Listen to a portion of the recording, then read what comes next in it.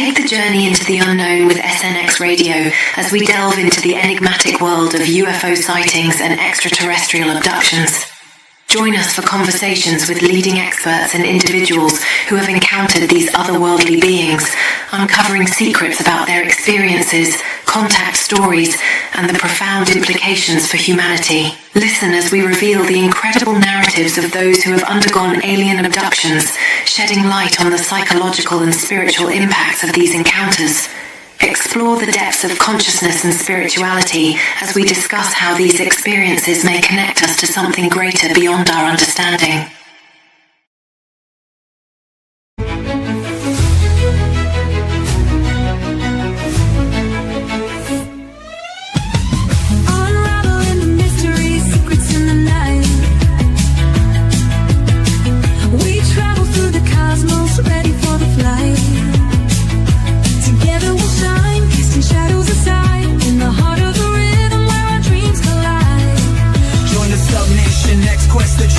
Our guide in the vast expanse, it's where we reside. Hands up to the sky, let the bass ignite. Feel the grooves around us, everything's alright. From the Foundation X quest, the truth is our guide in the vast expanse. It's where we reside. Hands up to the sky, let the bass ignite. Feel the grooves around us, everything's alright. SNX Radio, let the truth ignite. Together we'll shine, bringing shadows to light. In this cosmic dance, we're connecting the dots. Tune into the frequency, let's explore the spots. Heavy bass drops with tight beats. Illuminate the shadows, the echo of our call. On this roller ring will never fall. Feel the energy rising, can you sense the spark? As we dive deeper into the cosmic arc.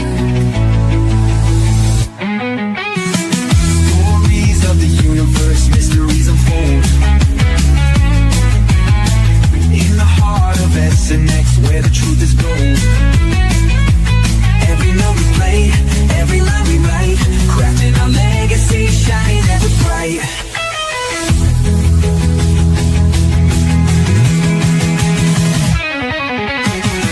SNX Radio, let the truth ignite. Together we'll shine, bringing shadows to light. In this cosmic dance, we're connecting the dots. Tune into the frequency, let's explore the spot. Here in the spotlight, we're taking our turn. With the fire in our hearts, let the passion burn. SNX Radio's call, ringing through the air. Together we rise, together we dare. So join us now, let the rhythm flow. With SNX Radio, we're ready to go. Unraveling the mystery side by side, we stand hand in hand. In this dance of truth, let the story expand.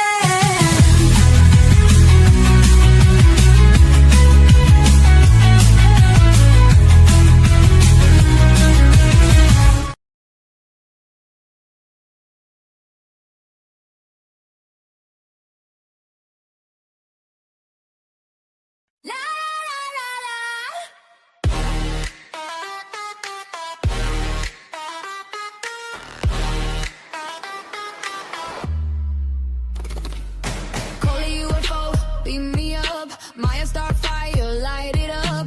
SNX on the airwaves now. Truth in the static, clear somehow. I've been a seeker since day one, with a pocket full of doubt and a red sun. Coley, Weber, voice so clear. Miya StarFire, bring that near. Unite the ones who feel too deep. Wake that fire, raise it up from sleep. ColeyUFO, beam me up. Miya StarFire, light it up. SNX, we rise as one. Truth dream, here we come.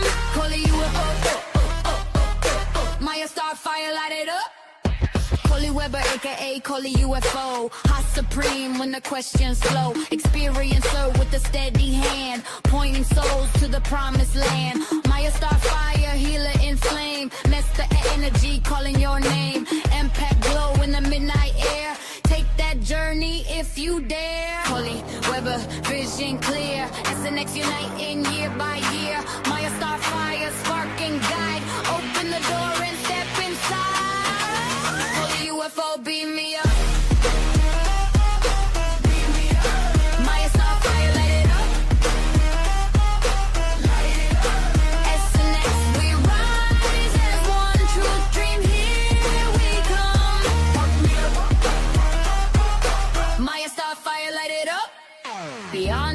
exposure, we keep it real. Heart to heart, that's the deal. Seekers gather, names in flight. One true path in the neon night.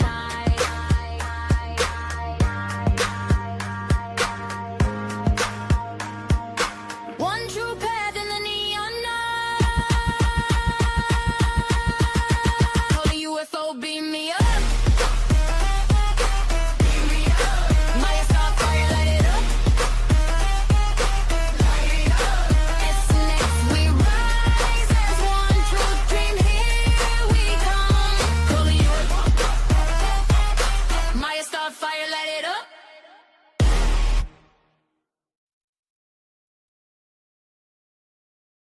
La la la la.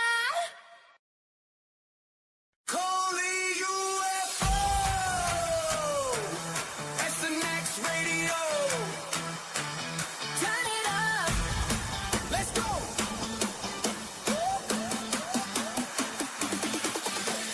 Signal in the static, late night glow. Flip that dial for the undertow. Coley in my ear, like ready for the show. Heartbeats line up with the flow. I hear you talking, but can you keep pace? I'm out front, you're stuck in place. This is your ship, I'll take the wheel. Push that throttle, make it real. Count it down now, 3, 2, 1. Past the map where the roads are done. Step by step, lead the known. Every shout shakes the throne.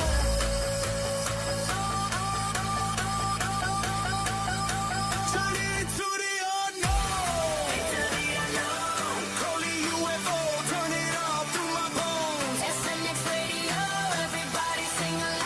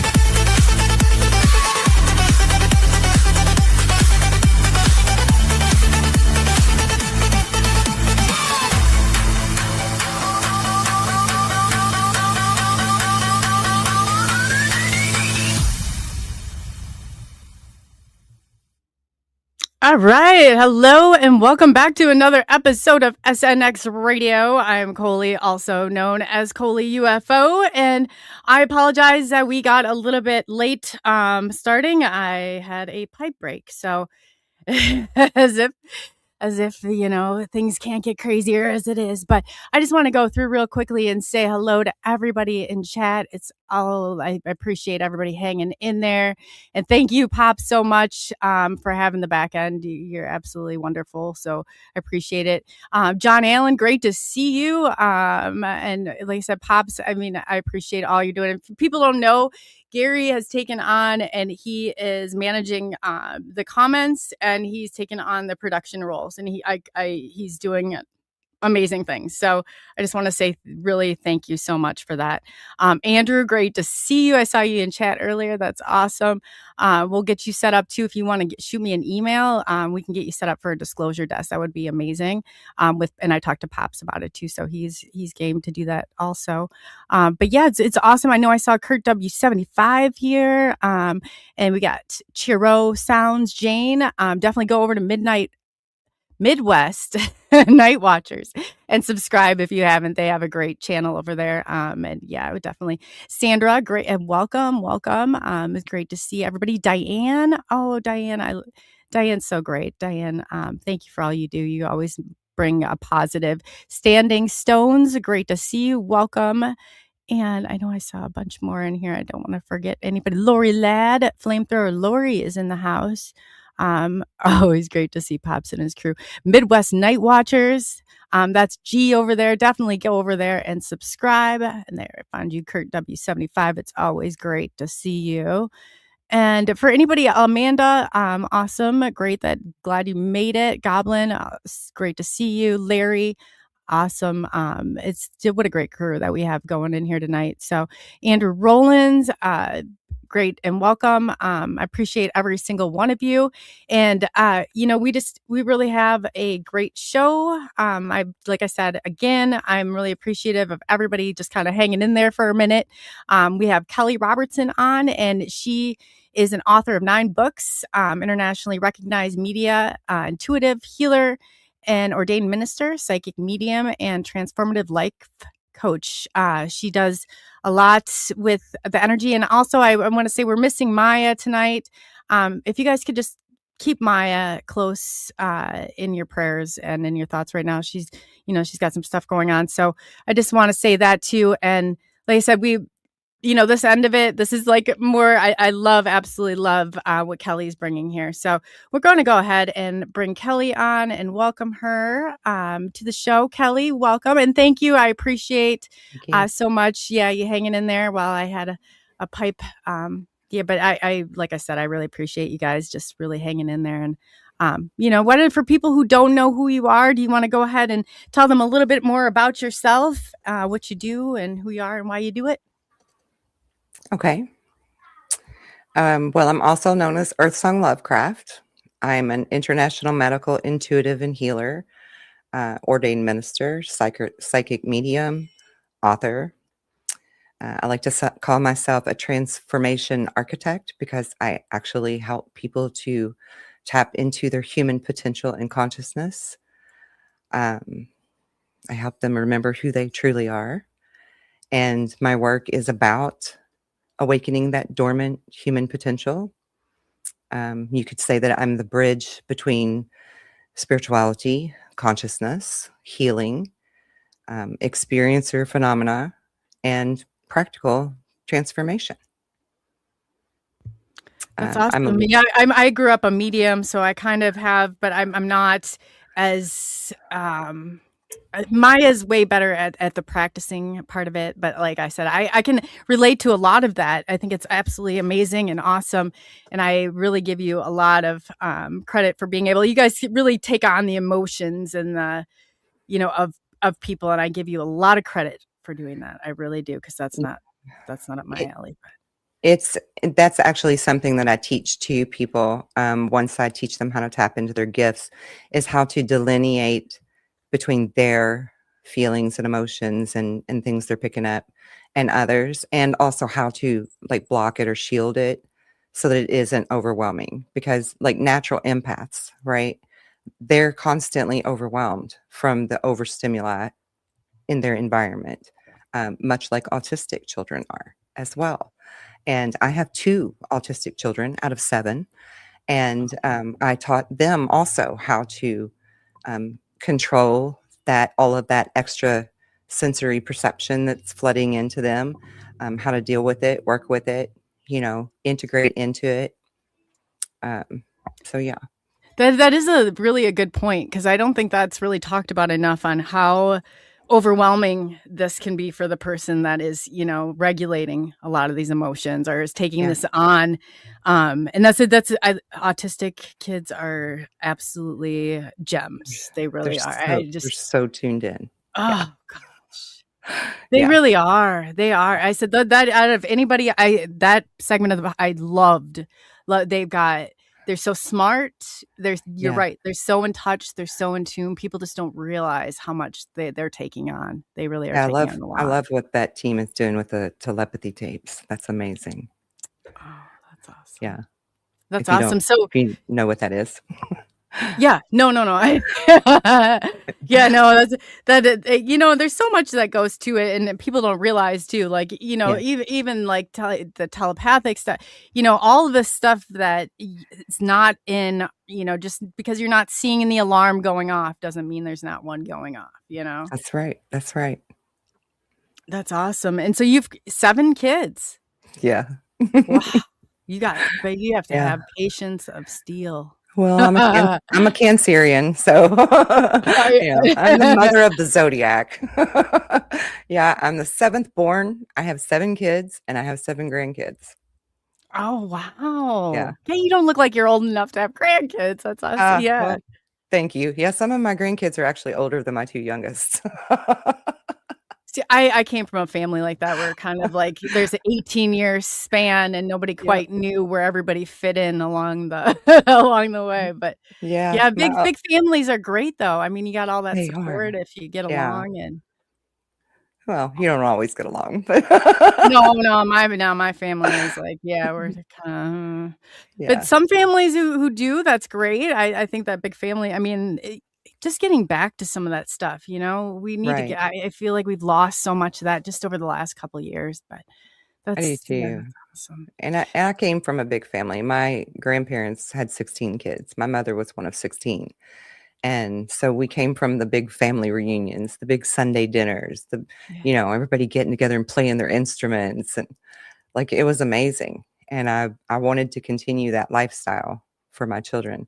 And, my grandfather was also Native American. So he's part of why I am who I am today, because he helped me to learn the herbal medicines and what to use them for and how to use them and how to live in harmony with the land and all of those things, which I feel like are very important. They are very important. Society needs to get back to. I'm a firm believer in plant medicine. People know I really do. If you can go the natural route, that's absolutely awesome. And 2, like a lot of what my research studies, the Native American and the Irish connection between whatever, I guess what people ET, and now it's whatever you want to call this, like, or I guess I'm not sure how you perceive it, but everybody kind of does it a little bit different.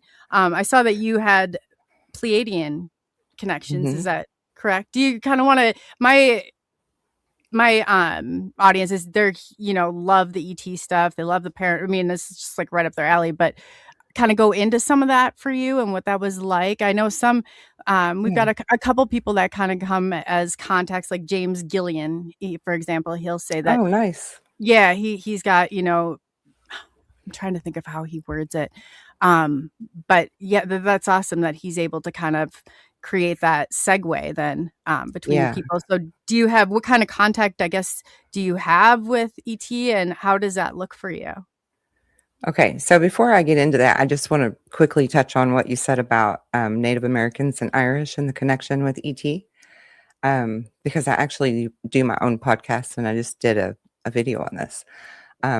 In my research, I've discovered that the Irish, the Native American, the Basque people, several different lineages all stem from what we would know as Phoenicians, what we would also know as Atlantean bloodlines, and they have very strong Pleiadian connections to them. So That that maybe, that's interesting that you say that, but I had, as crazy as it sounds, and I had one of the markings that I woke up with was the Seven Sisters. It looks like it's right out of the Pleiadian star map. I can actually pull it up and show you. It's so weird, but that it's always. And I was born on May. I was a Taurus, so I was May 7th, and the 7. So, and nice. then you mentioned before the 7. I guess I was wondered what that connection was, or it seems like too, like a certain segment of the population, just like that was kind of a thing. Like the Pleiadians were really coming forth when I came 2017, when I had my first contact experience. But yeah, I was just kind of Yeah. interested on how you saw all of that and fitting in. Okay, so well, part of it's my view on it, but also part of it is what I was taught, because I'm a lifelong contactee, if that's what you want to call it. Mm-hmm. To me, they're family. I mean, they are literally my family. My earliest experience that I had, I was 7 years old, and in the park, and there's the whole thing about I was missing for 3 hours, but I literally felt like I was only there 15 minutes. But there was this very beautiful blonde, early 20s young lady waiting in the shelter house as I walked into the park. And I grew up across the street from the city park, which was like pretty much empty all the time because there were bigger kids in my neighborhood, and they were always doing something else other than being in the park. So I was pretty much alone in the park as I'm walking up to this beautiful, gorgeous lady. I mean, like the epitome of beauty, kind of beautiful, perfect physique, strong, muscular toned. Her hair was perfect. Her face was perfect. Like everything about her was just perfect. She was, I mean, I just can't express that enough. And as I walked up to her, she starts speaking to me. And she had this like melodic voice. It was like she was practically singing, like watching a Disney movie where they sing as they talk. And, she said her name was Alanis, and she came to see me, that I don't remember her, kind of stuff, and for me, like I said, I was literally only there for 15 minutes because as this other man walks up toward the shelter house, it startled me, because he basically looked like a pimp, right? The way, because people in Stuttgart, Arkansas just don't dress the way he did. I came from a very rural little small town, and he was in the typical, men in black 3-piece suit kind of stuff, sunglasses, all that. And as he got close enough, he moved his sunglasses down, and he had these pinkish colored eyes. So it freaked me out. And I'm like, I think I hear my mom calling. I'm going to go home. Right. And I start running back toward the house. And as I'm running away, I'm like, I hope I see you again. And she's like, you will. And I don't remember like anything except that at 7 years old. So then flash forward to when I was 17, and I had another encounter. This time it was more of a surgical procedure. They took the scoop mark out of my leg for the skin sample, I guess for stem cells or something. I don't really know. And I specifically remember like surgical procedures. But again, I wasn't really remembering the visitations, even though they were happening through that whole time period. When I was 20, I had another experience where these beings came to visit me that called themselves the custodians. And they started showing me all of this other stuff and helping me to remember who I am, who they are, and why I'm really here. Now, with that being said, I did always tell my parents, like from literally the age of 3 or 4, when I could articulate it, I would say that I'm here to help for something that'll happen in my late 40s that people are going to call a great awakening. And I mean, I'm a little bitty kid. I don't even know what that means, right? But my dad, being who he was, he worked in some contract work, we'll say, for the CIA. And so him being who he was, he sort of had a clue about those kind of things. So he started questioning me more and listening to me more, and really honed the gifts that I naturally had. I was able to speak to dead people and see them, and tell what they'd been through at a very young age. I could scan a person's body and delineate what health issues they had and how they needed to fix it, or what they needed to tell the doctors in order to find it, and things like that. And all of that stuff is in my first book, A Star Child Speaks. But I wasn't really remembering at that time what this was all about. I just knew that I felt different. I didn't feel like I belonged here. I would look up at the sky and wish I could go home, but I didn't know where that was. I didn't understand it. And as the custodians started coming to me to where they were allowing me to remember the visits, they start showing me that day in the park when I met Alanis, that she was my family. She was my sister, actually, is what I was told. And I was aboard a ship, and I met my father, whose name was Atlas.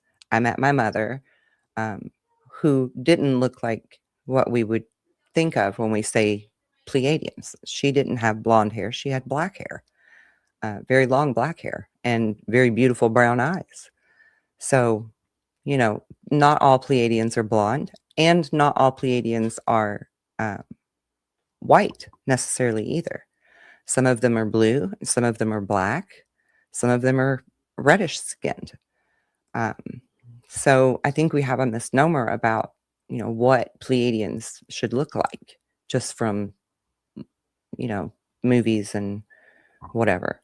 That's true. But that is true. And none of this looks like the movies portray it. None of it does. Right. I mean, they weren't dressed like in spacesuits and stuff. They were actually dressed pretty cool and regal. If anything, I would liken it to like the way they dressed in Greece or Egypt, which, by the way, a lot of us volunteers, because that's what I am. I'm a volunteer that came here for the Great Awakening. And there are many of us. But we have connections to Egypt and Greece and Atlantis. You could say that we're the Atlanteans who came back to make it right this time. Because we're going to learn who we really are and what our power truly is. And my main phrases that I was given from a very young age is that I'm the beacon that leads you home to self. Because we are who we've been waiting for. We are incredibly powerful, and I'll probably get into more of that later, but I mean, we can literally part a storm. My 10-year-old parted the storm we had coming before the interview started on his own. He just parted that storm and made it go away. I learned how to do it with the fluffy clouds. I use like the popping the clouds. But people talk about how they can even get in there and do more with it. That's awesome. That my kiddo does like the time dilation thing. Oh yeah. He's like, he's just like, so I'm like, it didn't make sense. And I was like, man, he's playing volleyball and he's like on it. We're like, how are you doing this? And then so that's kind of when he's tracking it. He's controlling time. Yeah. And we can do that. See, that's how amazing we are, because you can do that if you're in the middle of a car wreck. If you see your car is getting ready to have a crash, and I've done this, you can literally manipulate the time and slow it down enough to where you can logically maneuver your vehicle to avoid the crash. I've done it. That's a real thing. When you really say that, manipulate time. Yeah. When you're right in that moment, my audiences, they'll cringe when I say this, but I drove with a dead man when he died while driving the car, right? And I just remember everything. And that's what it takes me back to, is like that period in time where it just seemed like I wasn't panicked. I wasn't like a 7-year-old screaming. It was like time was slowing itself down and everything. And if it had gone any different, we would have ended horribly. But just like that. But that's so true. And that was the key to why that happened for you. You didn't panic. You stayed in control. And we don't realize just how much control we actually give up, all the time, every day. Thousands of times a day, we give up control to fate, coincidence. We just couldn't help it, whatever it is, right?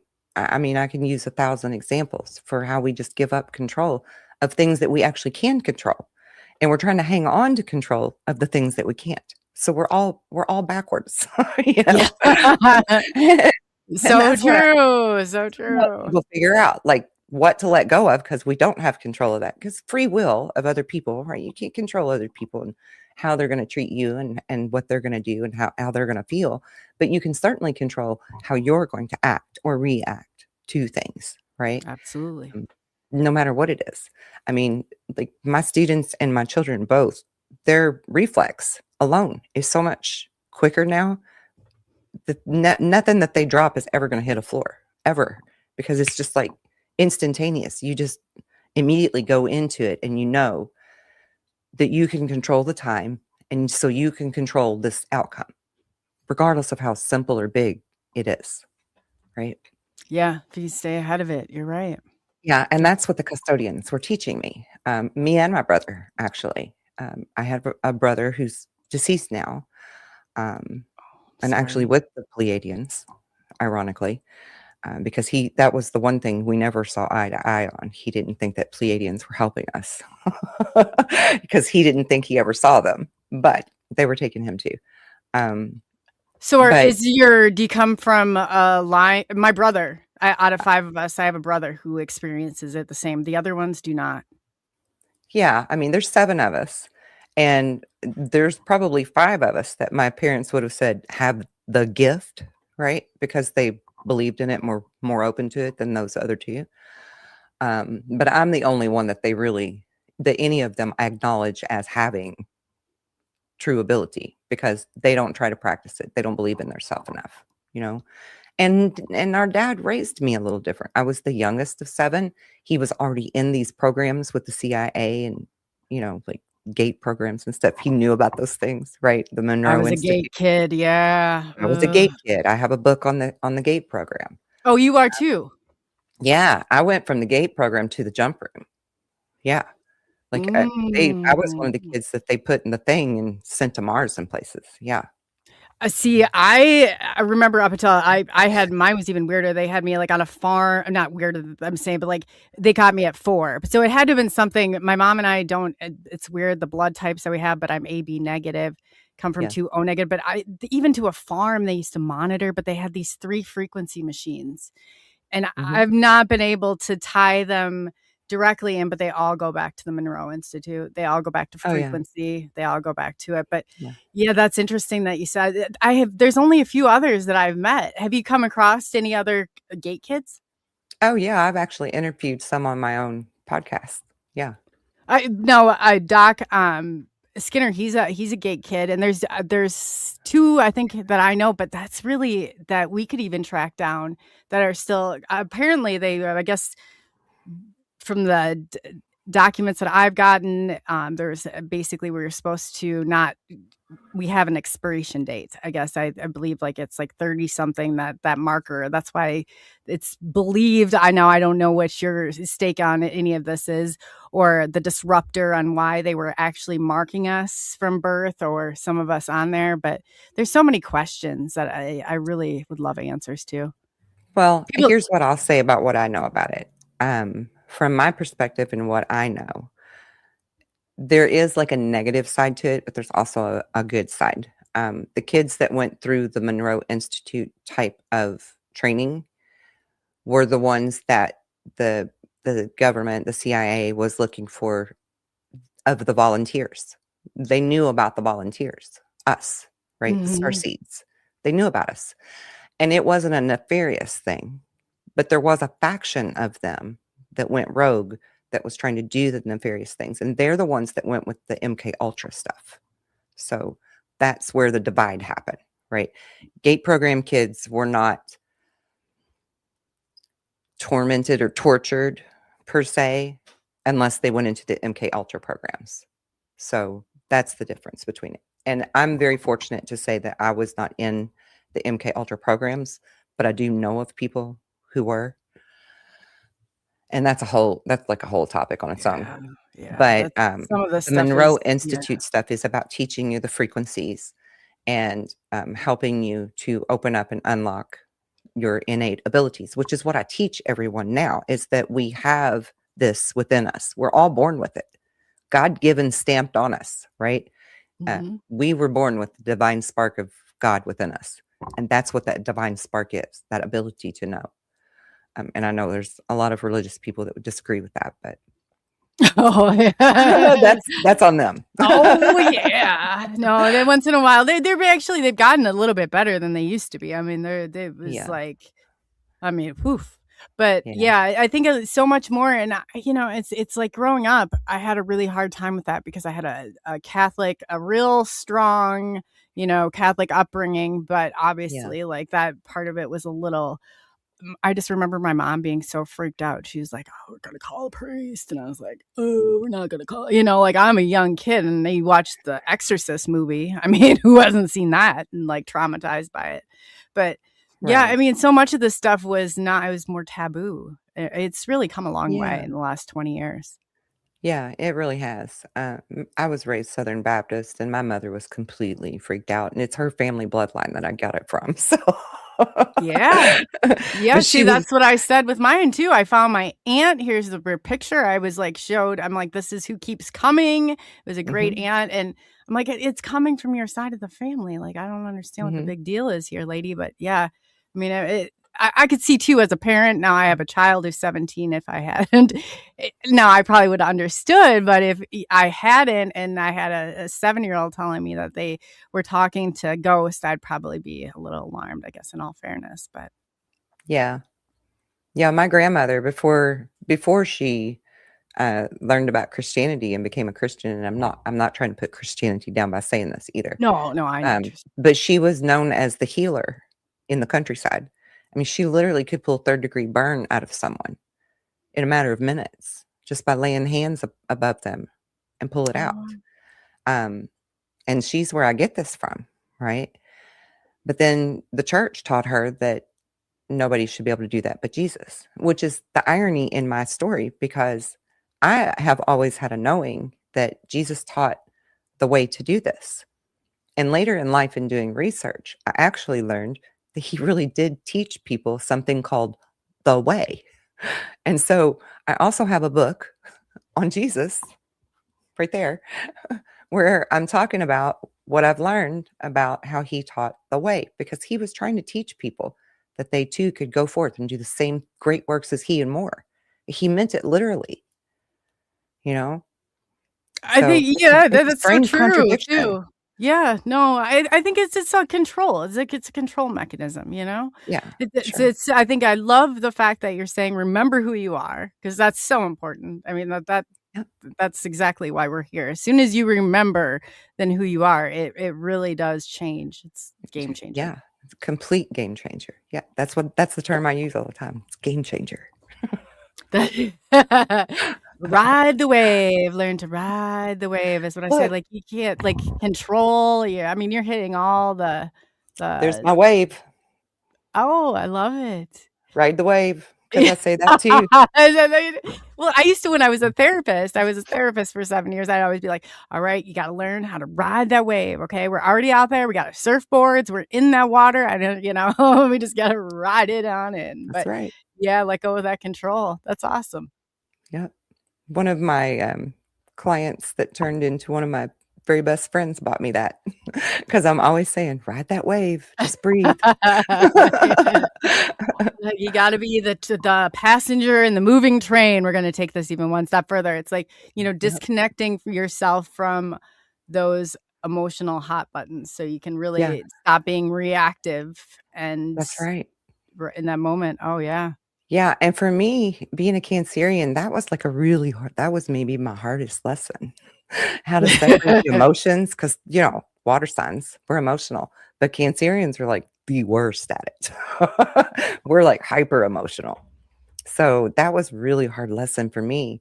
But I knew that I needed to learn it in order to teach it, because I've always known that I was here to help teach it to others. Right.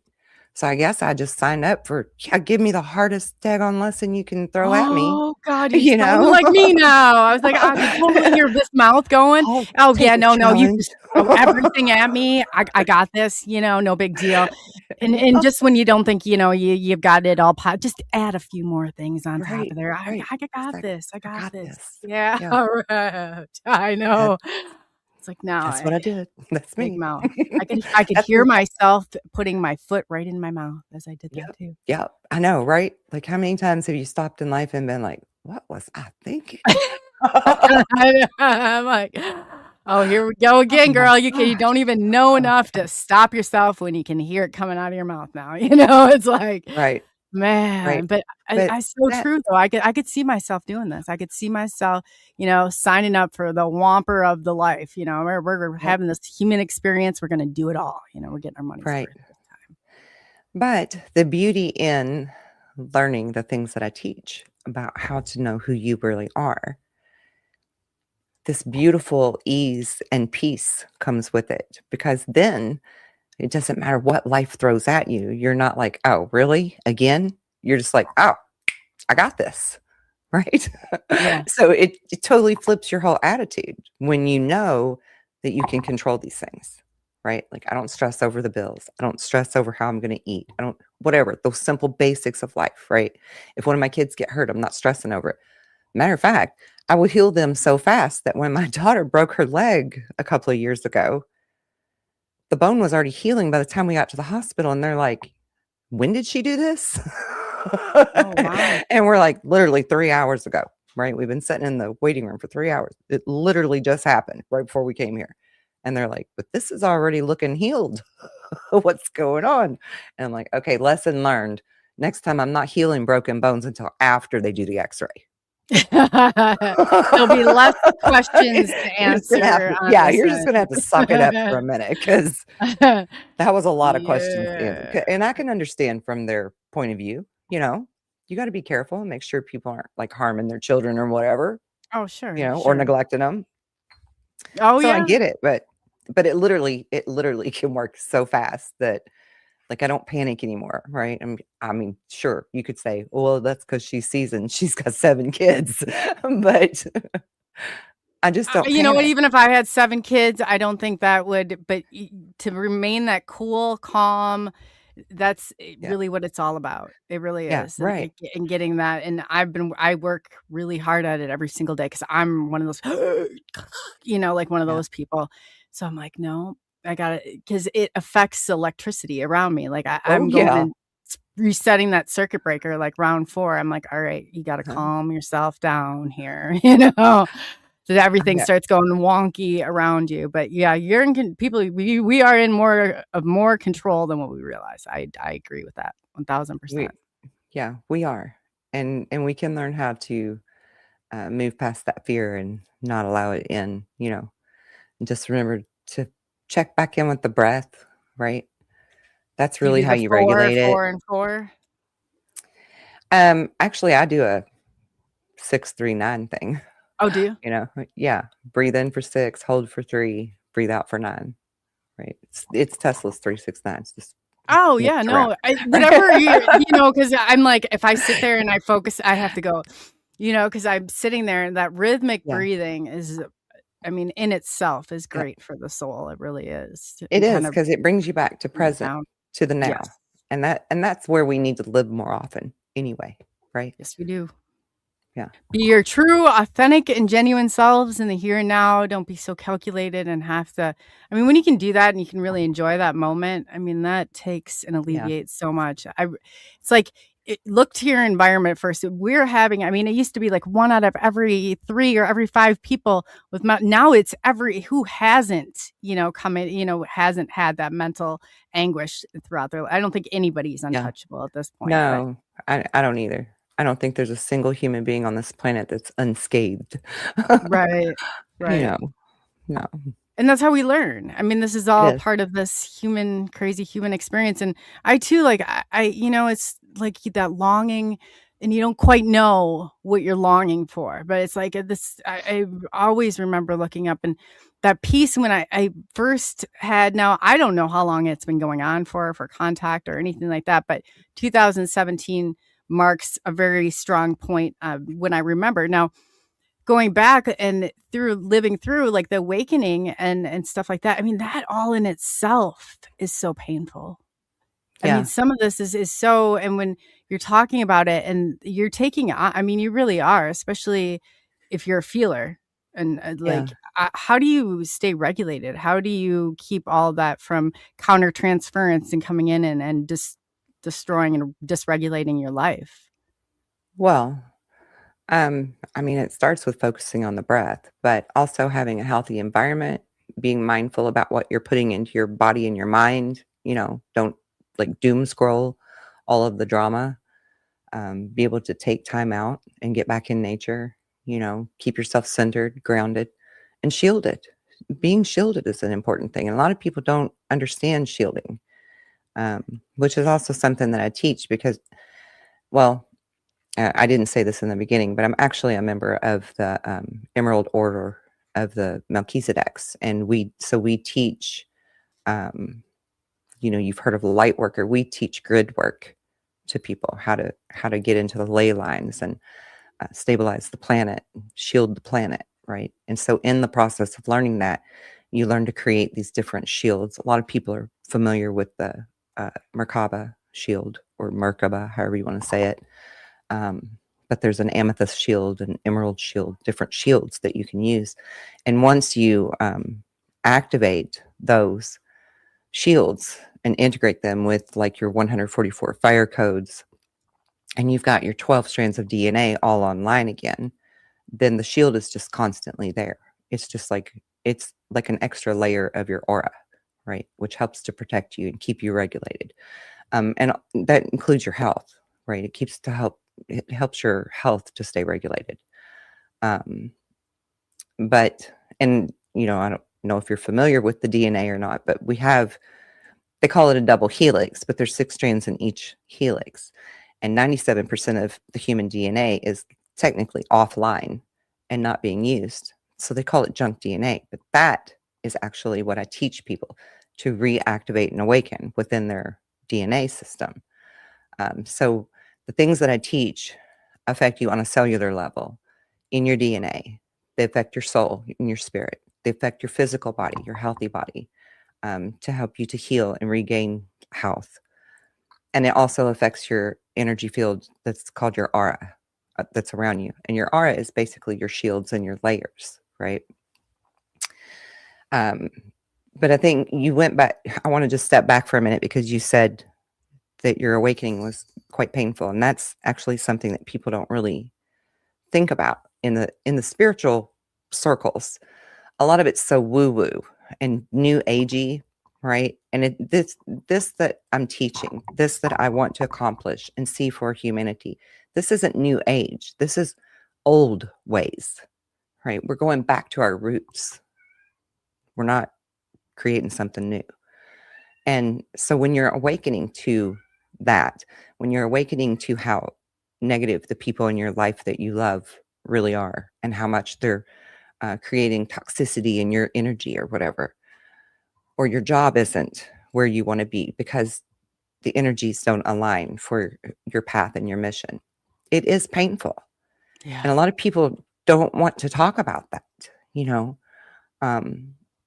but we don't change without being uncomfortable. We don't change without a need for anything, So if we don't see a need, we're not going to change. And that's how all of our great inventions came about, was through a need for something, right? That's what makes people become innovative. There's a need. So spirituality being painful is a real thing. Oh, but it's also telling you that your soul needs more, right? And then you just have to figure out which direction to go toward to find the more. And that's why the custodians gave me that phrase that I am the beacon that leads you home, because I'm not here to offer some quick fix or be a Band-Aid for anybody.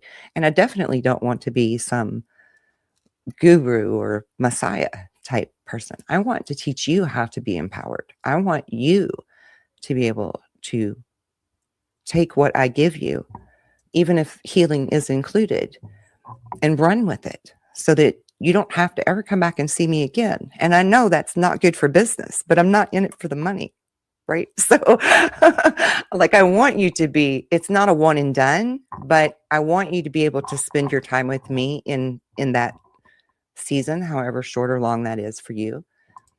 And then when you step out, you can be everything that I already am, right? You automatically are there. That's what I want for people. So That's and real quickly, Amy would like to know what the Jesus book is called again that you wrote on. It obviously wasn't the Jesus book, but that you had behind you. I call it my Jesus book. Oh, did you call it? Well, Yeah. you're right, Amy. You got it. It's called Jesus, the Truth, the Light, and the Way. Oh, it does say Jesus. Okay, I didn't see that Yeah. before when you pulled it up. So, yeah, you're right, And Amy. it's available on my website in the store, in the shop. Awesome. And thank you, Moon, for the super sticker. Real quick, that's awesome. We appreciate it. But yeah, I saw you 8 or 9 books that you have. I have 9. Yeah. That's technically you. 13, but I haven't published those other 5 yet. They're just written. That's a huge part of it, though. I mean that's a huge part. So your website that they could go is the earthsonglovecraft.com. Is that correct? Mm-hmm. Yeah. Okay, so I'm just going to put it into chat if anybody is interested. And that way, they know how to get to your books or your website. So I'm just going to put that in there really quick. Okay. And I do have a lot of free programs that I offer there too, plus a blog with lots of great information in it that's totally free. But I mean, like, you do have to sign up for the email list in order to get the programs. But there's a lot of free programs there. I have a free 7-day activation that helps to just, get your feet wet in it. And then when you're ready to go deeper, then there's a 21-day activation for a small fee. Like I said, I'm not like trying. For me, this is not about money, even though money is part of our system and what we have to live in. Yeah. But I want to provide as much as I possibly can to everyone, regardless of their financial situation, because I know even for me, when I was younger and I was just a seeker, right? I was so hungry, so thirsty for knowledge. And I mean, that was the old days too, where you had to go to the library and go through the little card index files to find something. I remember right? those days, right? And if that book wasn't in your library, well, sorry about your luck, right? And I wasn't a wealthy person. I couldn't afford to just go buy books from people or buy courses and things like that. So for me, I always felt that pain of the poor person, right? And I'm like, whenever I get there, where I am now, I'm going to make sure that even the poor people don't get left out, because it's not fair for only rich people to be able to level up in their awakening. And I strongly stand there on that point, No, that's true. And that's so good, because it's like so many times even myself and like everybody goes through different periods in their life where you can afford things you can't. But I think that's so true, though. That's if somebody, I always said that, if there's a way, there's a will, there's a way, or if somebody wants it, like, that's amazing that you're willing to give some of that too. I really appreciate that. Yeah. You hear people talk about saying gratitudes. I do my daily gratitudes as soon as I wake up in the morning. I go through an entire list of things, right? But mine are the simplest of things. I'm grateful for great toilet paper, because I know what it's like to have not been able to have that. I'm grateful for really good toothpaste. So those are on my gratitude list every day. Like every day. I'm going to be grateful. This is a key right here. This is the key. Yeah, you got to get excited about the small stuff. Right? I'm grateful for great ink pens. I love it.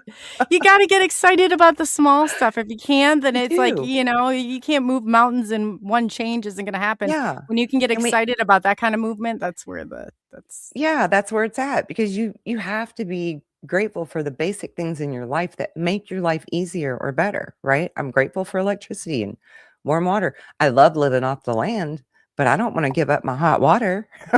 You know? No, nor that I'd want to give up those indoor bathrooms. There's just certain Mm-mm. things Nope. here. Nope. My grandparents had the outhouse, and no, I don't want that life. I don't like going Especially outside in being the in the dark. Midwest. Yeah, I know. It Cold. gets a little cold and freezing here during the winter time. I'm not doing that. Yeah. And No, that when you're a kid and you got to go outside in the dark and go to the bathroom in the outhouse, it's a little scary. Especially when your parents live next to a graveyard. Oh, yeah.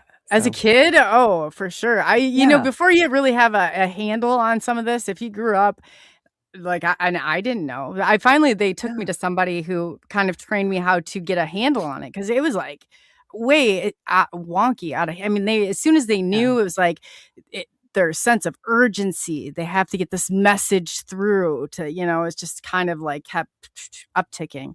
But it really is a lot to manage and have a life on top of it.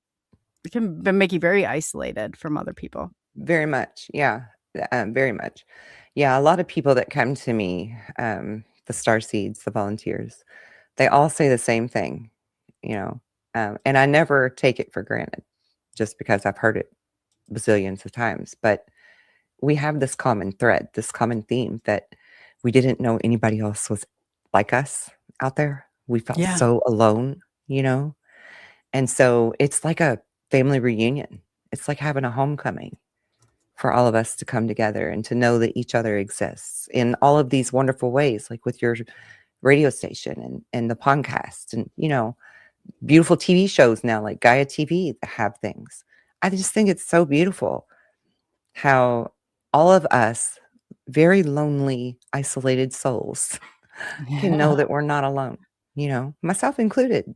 I mean, I enjoy meeting this new big family, Isn't it awesome? That's exactly where I'm like, the chat alone has and people don't even realize. I'm like, Yeah. you've gotten through so much together, and that Yeah. like it really Yeah, they're is. your It's family. just heartwarming. Yes, it is. Yes. Yeah. 1000%. Yeah. And they're the chosen ones. I always say, like, your family you can't choose, but Yes. this is, yeah, it's when you find that place in that tribe, and that's where I'm really like, I'm gung ho on keeping that or preserving that. Like, it means so much to me. Absolutely. Yeah. So you have a show too, then. I do. Yeah. My channel is called Deja Brew, Waking Up to Truth. I do spiritual stuff, but I also do like truther stuff, I have a Sunday show called Beyond the Veil, where some of my students have now become remote viewers, and we remote view different areas and locations, and we always I don't pick the location. The custodians tell me where to go, or where to send the group, and we always end up in something that has some type of a connection to like Atlantis or the Pleiadians or these ancient ancestors who had the knowledge, that knew the way, the same way that Jesus taught, right? Levitating stone to move it and stuff with sound vibration and things like that. So it's really cool. That particular show is like my favorite thing to do all week long, honestly, because it's so fun for the collective to come together and everybody's doing their own individual work. I've actually leveled them up to where they usually only get coordinates now to remote view the area. But it's so fun to see them all come together and all of us tell what we found or what we drew, and it all matches. It all fits, like every time. You don't have to force it to fit. It just fits. And I just think that's so beautiful. But the reason I created the show was just sort of to gently teach the audience how easy it is to be psychic, to remote view, because we can all do it. And so we always talk about struggles that we've went through to get there, and obstacles we've overcome, and different things to show in real time that even though they took the classes and they've learned, they still tend to second guess themselves sometimes, right? But they've learned also how to put that aside and just go ahead and put it down on paper. And then when we come together, they see how right they were. And so it's a beautiful discovery every single Sunday. It's really Oh, cool. that is awesome. And you made a really valid point. It's like coming together when you realize you're not the only one out there going through this. It's like, amen. Yeah, I mean, Yeah. it's just not, you can learn. And it's crazy. Like Andrew Rollins, for people who aren't aware, he's in my chat. He was actually there almost from the start of when I first had. So there's like all these people where we just found each other and we were in these groups. And people don't realize like what an effect that had, and that made all the difference in the world for me. I think that if I hadn't had that, I probably would be a totally different direction. But it really does. It helps you get a grasp on it. And hey, I got the confidence. Not necessarily have it. Do I have it every single day? Am I that sure? No, absolutely not. We are human. We make mistakes. That's Right. obviously but Right. it really does. Just to have that Yeah. support system, it makes all the difference in the world. It really does. And I think that's another important delineation between some of the spiritual circles too, because some of them teach you that you don't need anybody. You don't need their approval. You don't need their whatever. And while that's true, in a sense that your confidence and stuff should come from inside you, self-love, right? And we're not taught how to love ourselves, right? So that is part of my program that I offer to people, is how to really learn how to do self-love and what that honestly looks like. But also, we still need that nurturing of other people. We still need that connection, that bond. I mean, we've proven that even with infants that are in the NICU and the parents can't be around them all the time. And the nurses go in and sit with them and hold them, because we naturally need that affection, that interaction with other humans. That's part of what makes us thrive and bloom. So yeah, it is really beautiful, it is too. I was most of my studies that I did in graduate school were with the attachment theory. Like basically, if it was held like if you should expect a parent to do this, but they didn't. If this happened and that's exactly, you could just trace it. It was like, boom, right down the line, the pathology on where it like, and once that attachment, if they had a secure attachment with an attachment figure, just, it changed everything. Learning to love, learning to trust, learning what is, love and what is not. And, it's like, how do you start to sort through that? I know, like, as a therapist, how I would do that. How do you start to sort through that with people and maybe like coming into terms with all of this stuff? Well, I think that starts with expectations, right? We have to really be honest with ourselves and look at, where did we put expectations? On our parents, on our siblings, on our friends, on our boyfriend, our girlfriend, whoever, right? Where were those expectations? And should we have had the expectation? Because I think we're taught to expect things without realizing that maybe we shouldn't, if that makes sense. No, that makes perfect sense. And, giving, when we give to people, like there's a lot of my clients that at the beginning would say, particularly women, my demographic is mainly women over 40. They will say to me that, I gave him everything and he hurt me so bad. And yeah, I'm not taken away from that. There's a lot of schmucks in the world that have done some ladies wrong. That's a thing. But also, if the ladies would have been taught, all of us, all children, boys included, if we're taught true self-love, true healthy boundaries from the get-go, and to give without expecting, then we know clearly where to draw the line and to say, okay, enough is enough. I'm a Cancerian. I'm going to give 10 times more than everybody that gives back to me. That's just a fact. It's who I am. And I'm okay with that. When I was younger, I wasn't okay with that. I was like, why can't they love me the same way I love them? But they're not me, right? They're not a Cancerian. Maybe they're a Taurus, right? Maybe they're a Capricorn. Maybe they're an Aries. And that really does matter, because our zodiac sign isn't what people think it is, but it really is part of our makeup, right? You're put into a specific sign to learn lessons and to have gifts to accentuate, and including all the planets that can have stuff in your houses, right? It's all lessons to learn and gifts to use. So I had to learn that. And I actually have a book on that too, the zodiac, and using it as a psychological mirror. Because we have to understand that they're not us, right? And so if I still want to give 10 times more than I know everybody else is going to give, I'm doing that from the heart. Yeah. And then it moves that expectation down lower, right? To where I'm not going to get hurt. Does that make sense? That makes perfect sense. I remember when I was going to graduate school, I was like, I had mommy, and I still do, my mommy issues galore.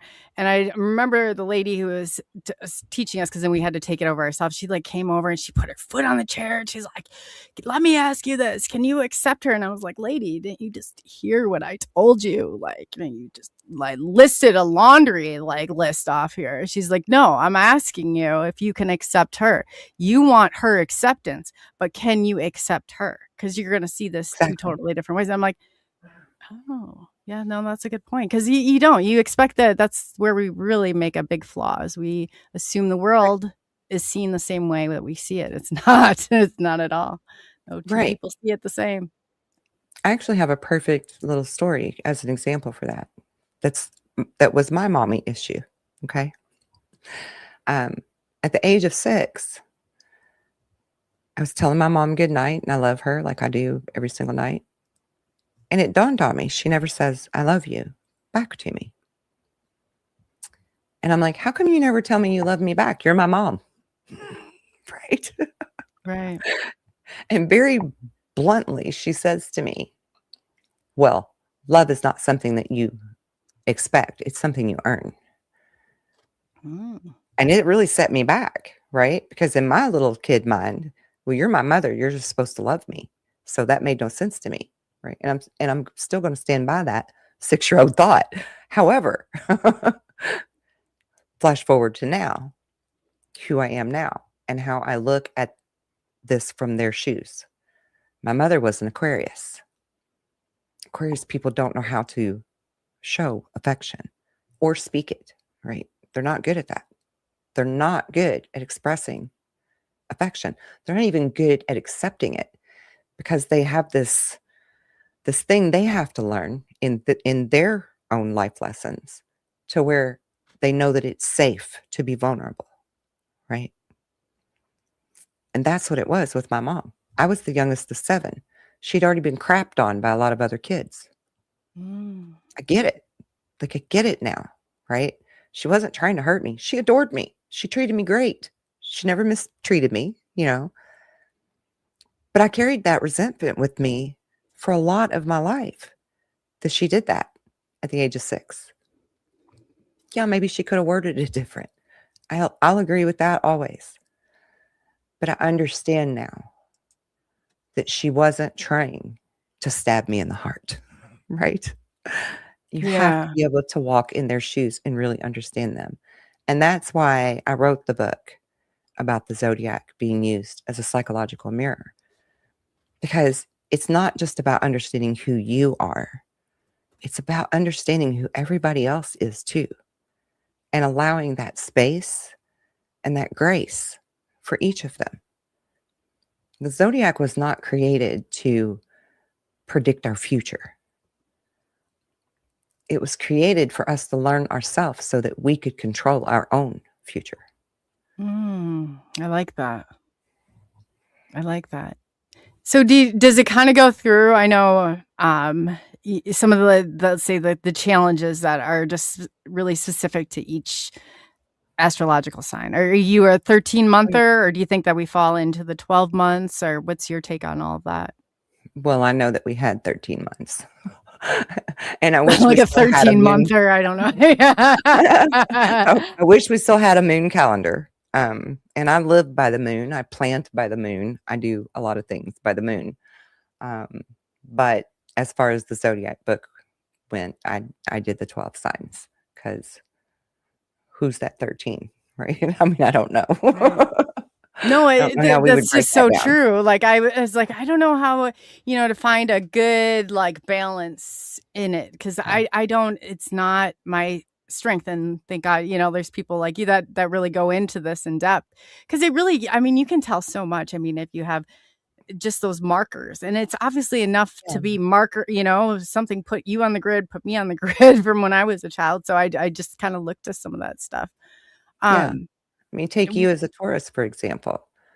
Uh, you want everything in your life to be beautiful because beauty is comforting to you.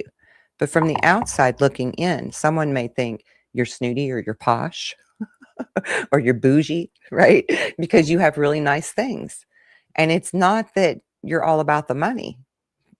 For you, it's therapy to yeah, have it is. beautiful things around you. And that's important to understand about somebody so that we're not being judgmental toward them and looking at them in a negative way. I mean, how right am I? Did I hit it?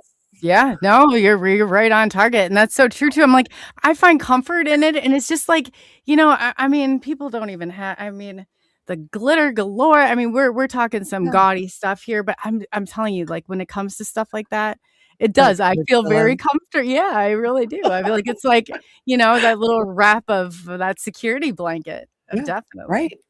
That's your sanctuary. That's your oasis. Yeah. But somebody on the outside that doesn't understand the Taurus may look at you like you're just a snooty biatch, Mm-hmm. you know? Oh yeah. And Like they you're all probably about said the that this time. coins, It but is, you're yeah, and I'm actually like, a man, hard it couldn't be worker. further from the truth. But Yeah. when you look at stuff, and you're right, because this is a good lesson for everybody to learn. I always tell people you got to challenge. If you think and you're in that mindset, challenge and see if you're right or wrong. See if that person really thinks that about you or not. Like you got to Mhm. challenge some of this stuff. Otherwise, you don't find those distortions, and they Yeah. become very real. And especially if you going through a rough patch or a depression or something in your environment, it can really just drag you down to have and carry all that stuff with you. 100%.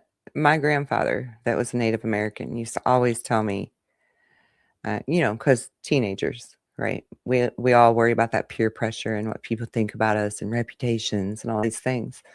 And my grandfather would always say to me, what other people think of you is none of your damn business. And I would be like, but Grandpa, Mom says that, we should care. And on the one hand, she was right. We should care, but it's not our business what they do think. So the caring and the not thinking both come from the same place. How do you think about yourself? How do you feel about yourself? Where's your level of compassion for yourself or your confidence, right? How secure are you in your decisions? What you wear, what you look like, how you carry yourself, the way you speak. Because that's what matters the most. How do we feel about ourselves? And that's what Grandpa was trying to teach me in that. But also, we do want to have pride about ourselves and dignity about ourselves. Ego's not a bad thing. It just needs to be healthy. It needs to be used in a healthy way. Same as our shadow self, right? We're not supposed to get rid of our shadow. We're just supposed to put it in the back seat and not let it be the driver. Yeah. But Embrace. you have to integrate your whole self. This isn't about becoming someone else. This is about accepting who you are. I like that. That is so true too. I'm like, if people, that is the hardest thing. If you can forgive yourself, but you can only, if you can't do any of that, you can't help anybody else. If you can't help yourself, you just can't do it. No, and we are our worst critic, our worst judge, our worst everything. And in my opinion, that's what Jesus and the esoteric teachings, the Gnostic teachings, probably several other ancient cultures' teachings all meant about the balance of the scales and Judgment Day and things like that, because you weigh it in your heart, right? We're the ones recording everything that we experience, say, do, feel, all of that. We're the one recording it and uploading it to the cloud, right? To the Akashic record. So on Judgment Day, in my view, and I've had a couple of near-death experiences, so I feel like I can speak to this. You're the one that's looking at, oh, should I have done that? Or, oh, I'm really glad I did that, right? Like you're the one weighing that balance of those scales. And I personally feel like the Christians talk about heaven and hell. Heaven and hell. In my opinion, our hell is here on earth, or our heaven is here on earth, because the kingdom of heaven lives within us. And so if we feel good about who we are, and we feel good about our choices and the way that we act and we perceive ourselves out into the world, then we're creating heaven on earth. We're doing the good works now, right? If you die and you hadn't done more of those things than the other, then you're the one that feels guilty for it. And then you're going to come back in some really sucky zodiac sign with a really sucky contract to have to learn it all over again until you figure it out. That's my opinion of how it works. It's going to suck you right back here. And I said that's the last thing I'm going to do is, again, come back and take a whomping on the head for doing this all over again. I'm not doing that again. Do you know that's actually a common theme with Star Children? Is it? They all say they don't have to come back again, and they're going to make sure they don't. I say that all the time. I'm like, oh, no. We are not doing this again. We are not doing this again. I'm like, I don't even care. We are not doing this again. And I don't know what we got to do, but don't shoot right for that white light either, because I'm not going to go down that. I think it's safe to go to the white light when you're ready. I feel like this reincarnation loop that people talk about is only a loop until you learn your lesson, and then you get thrown out of the loop. Whatever the lessons were that you came here to learn. But I sent so many people to that white light, and I said, oh my gosh, if I've been telling them to go to the white light now and they've been sucking back through here, I'm really sorry. Okay. Well, I don't know. I mean, think about it from this perspective. If they're trapped here in their soul form, then they're stuck in the residual energy of a life that they no longer can live. If they go to the light, they get to do the reincarnation process, to come back and have that opportunity to correct their mistakes and learn the lessons and level up or go to the next grade, however you want to look at it, right? And so you did the right thing by helping them to go to the light, in my opinion. And I work a lot in the spiritual realms, so I feel like I do have some authority on that subject, that that's the right thing to do, and that you did good by them. It always seemed like the right thing to do. It always felt like the right thing to do. That was the confusing part about it. And that's what we should check in with. That's how we know true discernment. How do we feel about it? How did it resonate with us, right? Does it give us goosebumps? Did it give us, what kind of God nod did we get, right? If it feels good, if it feels safe, if it feels joyous, then it was a good thing. If it feels bad, then obviously that's where your discernment says, okay, that's a red flag, right? Absolutely. Listen to the body. I think they think they're going to throw all that too at you. Somebody's like, when you're trying, they put those layers of fear in there, and like they'll have your, and I'm like, man, I don't even know if any of us are to that point yet.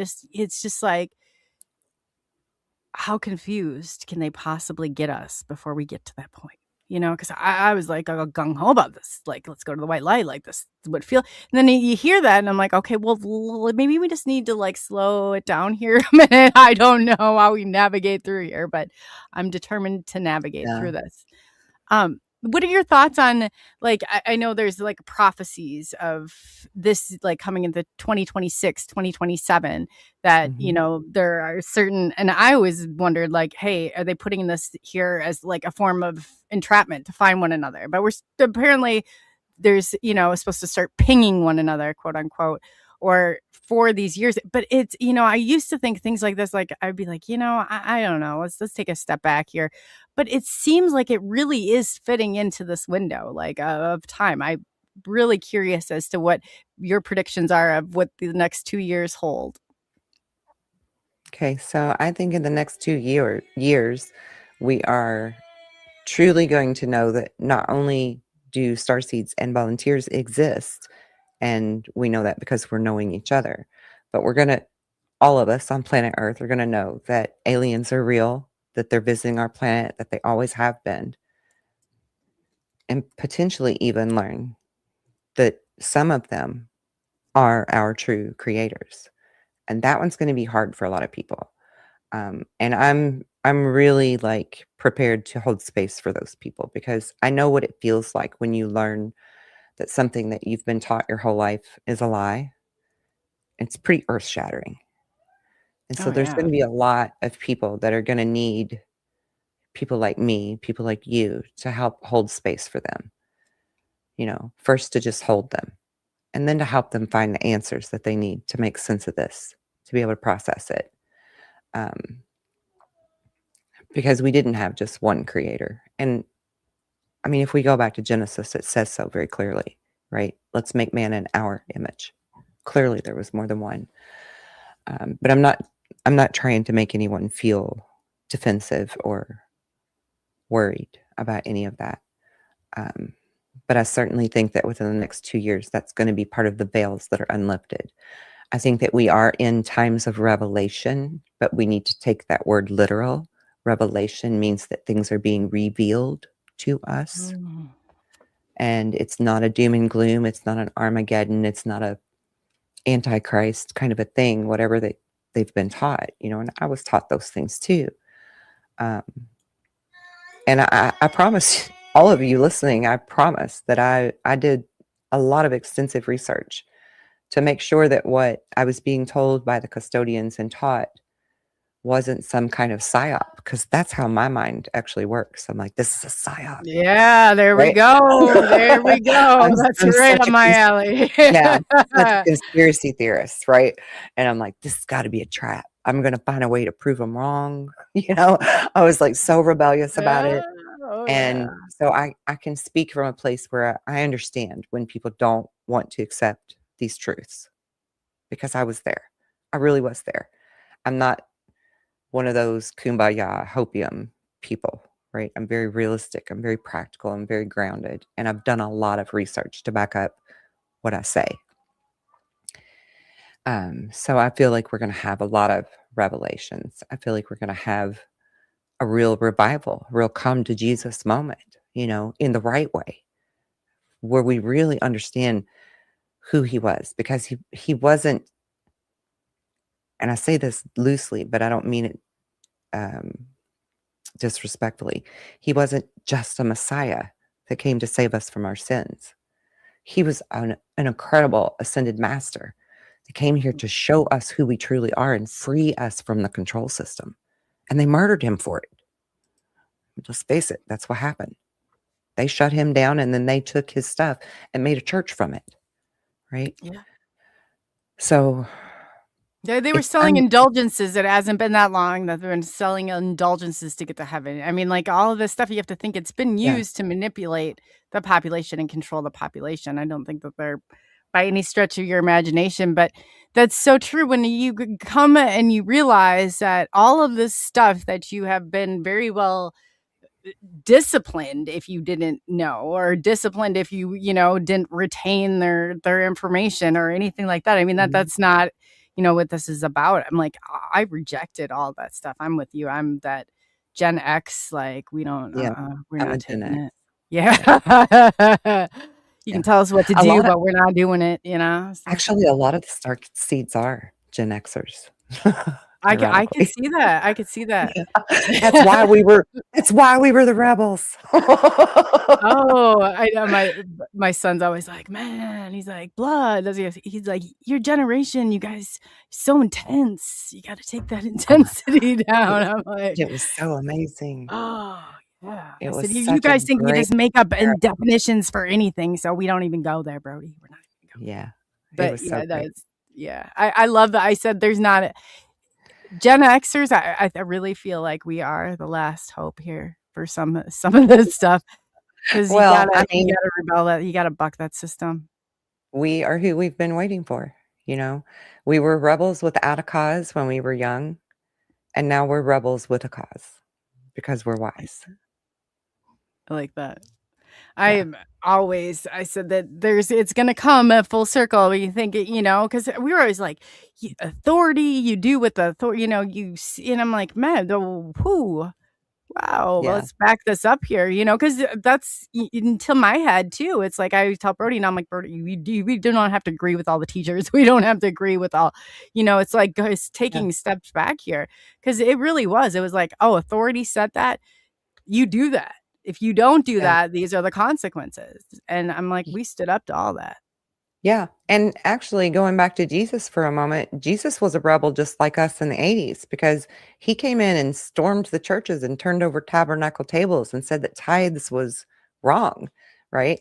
And he's quoted as saying, I came here with a mighty sword. Like he was here to mess stuff up and mix it up, Right. Oh, He was a he's a rebel. disruptor. Hey, Yeah, he was a disruptor. hey.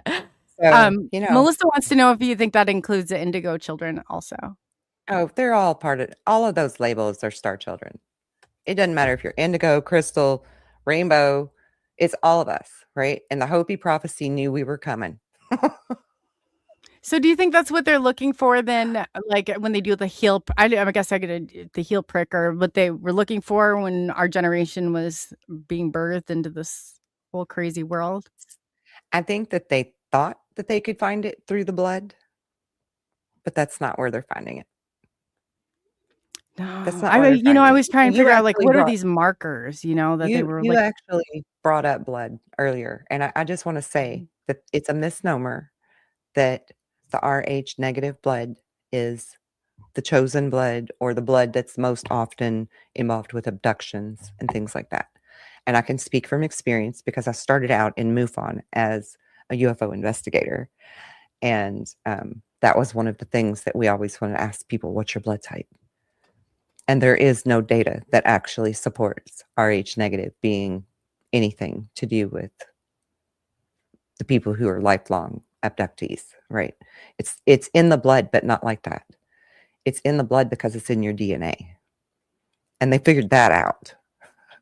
Well, I 1000% agree. I just try to put together like why in the world, because like I said, in my history, there's a farm with an FBI raid and some machines, and it all centered around my blood, for whatever reason that they did. And I don't know. I wish I knew what they were doing, but I haven't put together those pieces yet. I'm still trying to kind of figure out some of that stuff, but it very well involves frequency machines. Yes. And you should probably book a session with me so that we can get your answers. Oh yeah, no. Oh well, I didn't Because even. I also do quantum regression too. If you just wanted to do it that way, we could just do a regression. Okay. I've never had And regression done. I do Is my there? quantum regressions online, which are perfectly safe because you're always in control. I mean, literally, if your body is like, I have to go pee, you can just be like, I got to get up and go pee. And then I'll take you right back into it because you're fully in control at all time. But we also go all the way back. We go back to in this lifetime. We can go back into past lifetimes because we're in the quantum realm. And I'm right there with you. I'm walking right with you the whole time. How so I guess I'm curious, how do you think, because I've always I guess as being a therapist, I'm like, man, that power of suggestion is real. And when you're in that moment, but Yeah. I've never done the regression part. I haven't done hypnosis. That wasn't my type of therapy that I did. I'm not even going to pretend that I did. But what do you think, I guess, in taking people through that? How do you navigate through some of that so it doesn't, necessarily pick up on some of those suggestions, I guess? I'm very careful in my wording to begin with.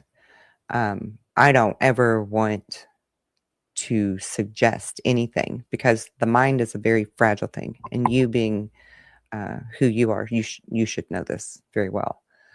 It's a very fragile, influential thing. The brain can be hacked. The brain can be programmed.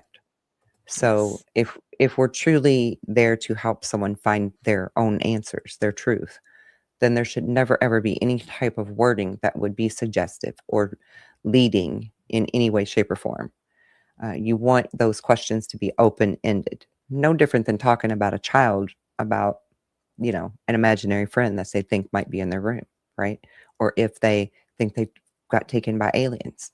You don't want to influence what they say to you to ask the questions. So you treat it like it's an investigation, right? almost like you're doing police work, if you will. You would ask Okay. open-ended questions to where they have to think for the answer, not because you've painted something in their mind. The only part of something that would be considered suggestive is taking you into it. Like if I said, see a yellow flower, right? I'm just having you see a yellow flower. So to get you into that relaxed state, there may be words like that, wording like that. But then when we get into things, my wording is going to be more like, we're going to go back to a place and a time that Coley needs to see the most, right? And then there's going to be other talk going on just to help you to relax, to go back to that place. And then once you get there, and I'm very patient with people because the mind is working different when you're in that relaxed state, right? It's a whole lot slower over there. So you got to be patient and let them just get there. But then, once you're there and you say, okay, I'm here, then I'm going to ask you, can you look down at the ground? Can you describe what your feet look like? Can you see your skin color? Can you tell me what your circumstances look like, your environment, right? Like, are you inside of something? Are you outside? Those are the things I'm going to ask. I'm not going to lead them in any way, shape, or form. And generally, they are very naturally, once they start identifying their surroundings, going right into an experience, a memory, and what they needed to see there to learn, right? Because a lot of times we actually find, in my line of work, I have anyway, that sometimes we bring forth wounds, emotional wounds from past lives. Yes. And we have to learn to acknowledge that and release it and let it go so that it heals, forgive yourself or the other for whatever happened in that life. You can't change it now. You're not in that life anymore. So we shouldn't still carry it with us. But 8 times out of 10, it's still being carried because it's in the DNA memory imprint. Oh, that cellular memory too. You can't kick it. It's one of the hardest things to kick. Right. I mean, like when I said earlier that we're the one recording everything, like that's how you have haunted houses where there's maybe not really a ghost there, but this repeated loop that keeps playing over and over because an emotional imprint happened there, right? And it creates like a CD that just plays over and over and over like a broken record. Oh, it's so true too. Emotions so true. are so strong that we can create an imprint, right? Everything that you own, Native Americans would never keep any of the items or the belongings of the person that passes. It would all get burned with the body, right? Because they truly are your possessions. Oh. You possess that. Like I possess this. And it's not because I can say it's mine. It's because I treasure it, right? And this possession has much more emotion in it because a dear friend gave it to me than, say, a crystal that I bought from a shop on my own. So this is a possession that actually I have alchemically imbued a portion of me into. Does that make sense? Yeah. When you word it like that, it sure does. Makes a lot of sense. Yeah. Wow. So I was I'm like those players, of the residual. Yes, I was like that same as like that imprint. It's like it doesn't matter. It's that same scene replaying over and over in that loop. Right. And I heard those before are you said you went into the the Akashic records, right? Say it again. You go into the Akashic records. Mm-hmm. That's intense. Yeah. Anybody can. We actually just talked about this on my Sunday show, Beyond the Veil, because we were seeing a place underneath of Hathor's temple in Dendera, Egypt. We were seeing a complex underneath that looked like some type of a library.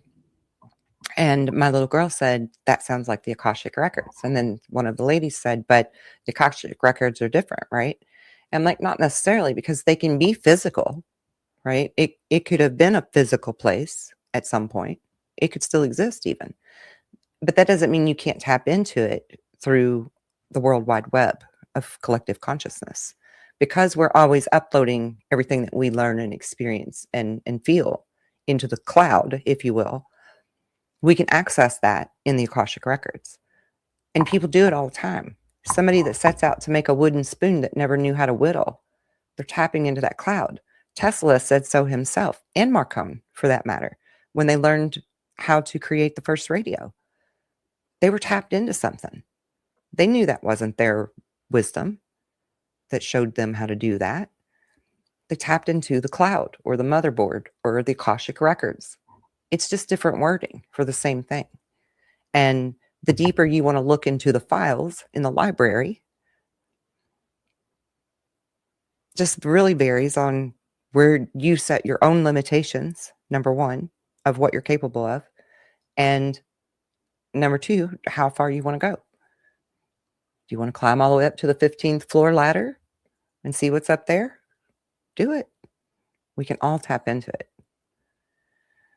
It was intense when I had mine done. The lady went through, and it was the craziest thing ever, because she's like in a previous, and I could see it all. I was ahead. I was in this Native American, and I led everybody. I was so certain that this was the path we were supposed to take. And I could see it, blood. And it was just like, and she could see it.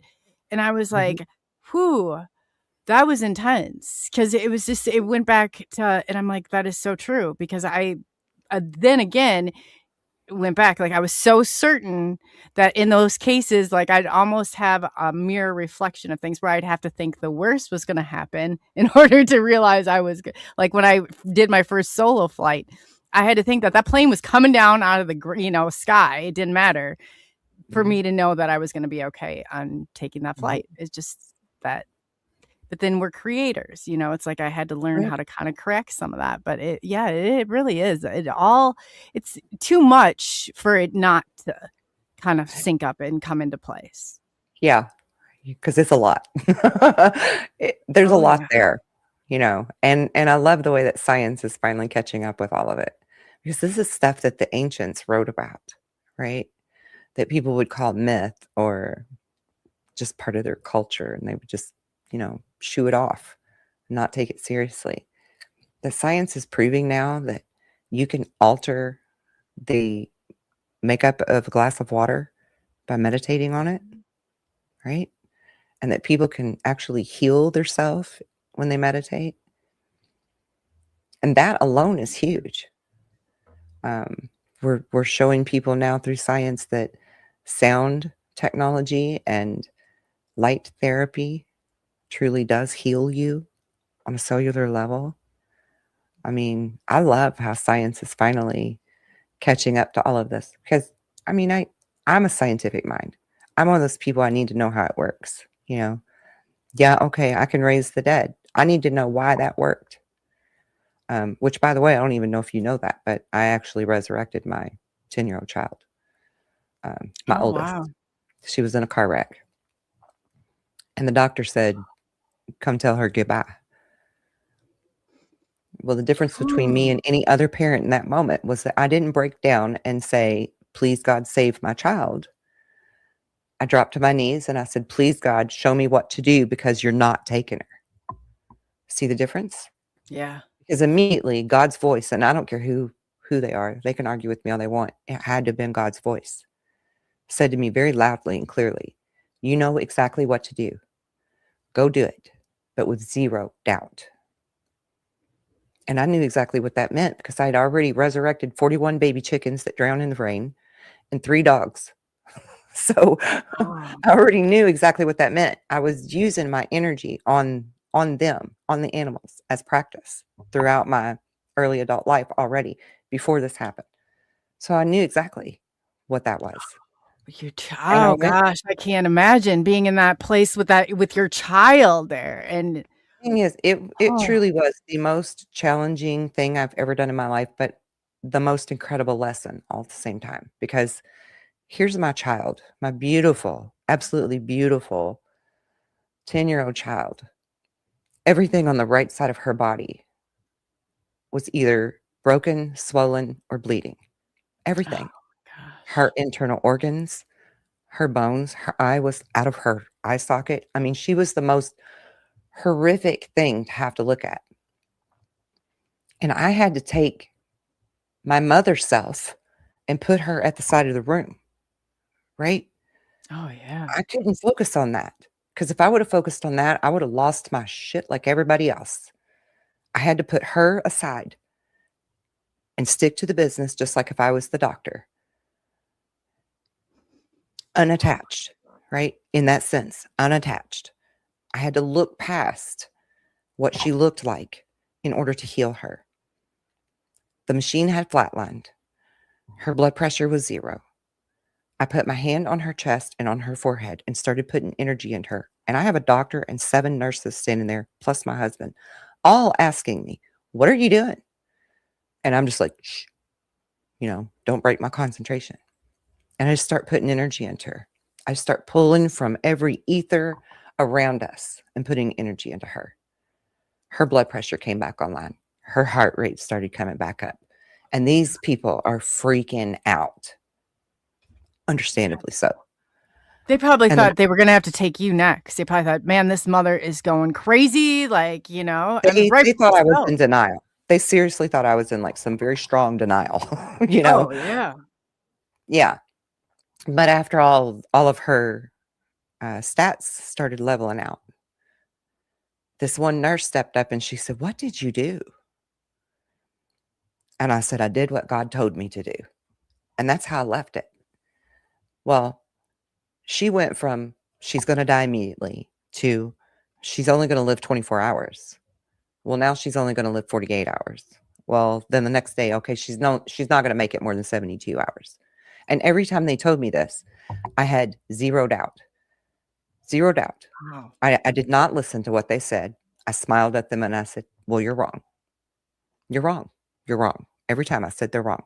And again, these people are looking at me like, this woman is in complete denial. But this woman was walking in complete faith. Wow.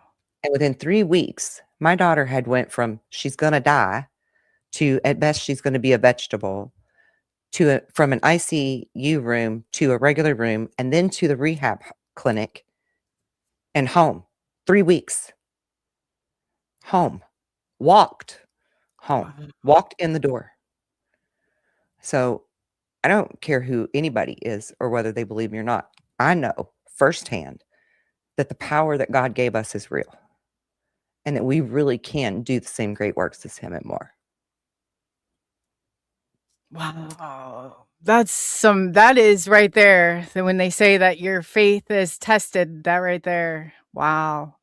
And I Wow. had to be raised Southern Baptist so that I could have the mother I had that taught me faith. Because when I was a little girl and we were poor, she didn't always have money for gas. But every Sunday we religiously went to church. And every Sunday we would pray our way home from church because we didn't have gas and we didn't have money. She taught me faith. It's in Revelations. It tells you very clearly. You stand firm in the face of chaos and you look through it. You look past it. You don't see what's playing out in front of you. You see what's on the other side and what's possible with God working through you. That's how you do that. That's how you manifest anything. That unwavering faith. Bravo to that right there, because that is one of the hard, especially when you're a child. I mean, it was very hard. Wow. Yeah. Wow. I still get emotional about it because I never allowed myself to feel it. I guess that's probably one of those things I need to heal because still to this day, when she's 33, right? And they said she will never have children. She's going to be dumb, right? She's going to be like mentally challenged. She graduated from high school, top honors and valedictorian. She has 3 beautiful children of her own and she's 33 and she still looks like a supermodel. Oh, that's awesome. God is good. That is, and when you can see your kid, it's like that, and you can see and coming through that, because I mean, I hear you, like, as you're saying, like, I had to look past those wounds because, as a parent, it's so hard. It Yeah, still it hurts. hurts. Yeah, when your kids hurt, you hurt. I mean, that's Yeah, if you're, I'm not saying all parents, unfortunately, not all parents are like that, but I mean, majority of us, though. wow. Yes, I agree.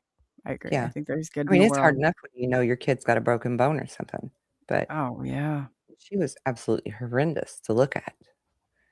So, I had to completely not look at that at all. Just tune that out and Because just if focus on. yeah, I mean, like, her very life is right on the line, like you said, like, Yeah, you can't waver. You cannot yeah. waver. But I feel like because of learning that moment, I really firmly feel like if everybody can figure that out, how to do that, we don't have to give up our free will when we pray. We don't have to give up our free will when someone we love is about to die or we're being told they're about to die, right? And I'm not saying don't pray. I'm saying don't pray with a begging or a pleading or an asking as if you're leaving it up to, right? Because that's how we're taught as Christians, that if it's God's will, it'll be Yes. done. But Yes. Jesus's message is that God's will is our will. And if you truly love someone enough that you're wanting to save their life, isn't that an incredible love to offer? Yeah. And we just don't know we have that option. So if I can teach people that they have that option, that there's a choice, so much could change in our world. So much. I mean, just alone to hear you say that and like you're holding that space, just to just to think that there's some hope even being held, it is a game changer. It really is. And just to, Yeah. I mean, all these things that I think is absolutely wonderful and beautiful. And it's not obviously every single time going to turn out the way that we want it to, but you can't No. you can say that you gave it all you had. Right. And that's the thing too about manifesting is no different than how we look at those past trauma wounds. It's about that expectation, right? If you're not very specific in the outcome Yeah. you expect, you're going to get a random outcome.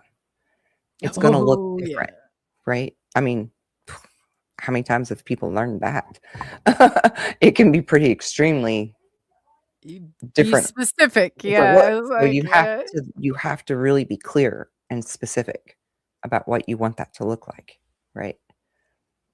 I catch myself from time to time. I'll be like, okay, if I just could find one more. And I'm like, why'd you just say that? Because you're going to find one more now. But like, I should have said I need to find 10 more. So I had, it's like a right instant, like, but it's Yeah. so true. We can. I mean, we are creators. I definitely think the mass majority of us are creators anyway. All of us, we're always creating. And that's the thing about like the archons or the devil or the reptilians or whoever you want to talk about, right? All the same to me.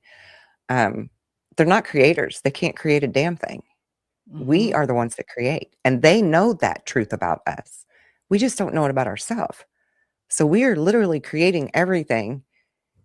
And then we've got these puppet masters over here pulling the strings, telling us to create through fear, propaganda, whatever. And the quicker we figure that out, the quicker we erase them. And we don't have to worry about if they're going to get rounded up and thrown in jail, or we're going to see them go to Gitmo, or, we're going to have a war with them, or none of that is even relevant because we're their food in so many different ways that if we wake up and take back our own power, we eliminate them. We starve them to death. We already won. What we need to do. Yeah. Got to The cut minute that we food realize who source we off. are, we've already won. So Oh, that's we well don't said. have to worry about how does it happen. We just need to know it will. I can guarantee people that we're important enough for them to keep us here and keep us around, that there's definitely a reason for it. And I definitely am on board with what you're saying. Because once I am, and you take care, I am a warrior. I am, get that part down. And I'm telling you, it does. It slowly takes back that power and control, returns it to the rightful sender. Yep. That's where it's at. Well, Take that's back your awesome. power. take back your power, remember who you are, and don't ever forget it. Don't let anybody else take that away from you, because as soon as you start to put those restrictions on yourself, that's when our abilities start to, we box ourselves in. That's right. You've already determined your own fate. Wow. But the beauty of fate is that it can be rewritten. And it's Because never too late. Since we have free will, we're always free to change our mind, right?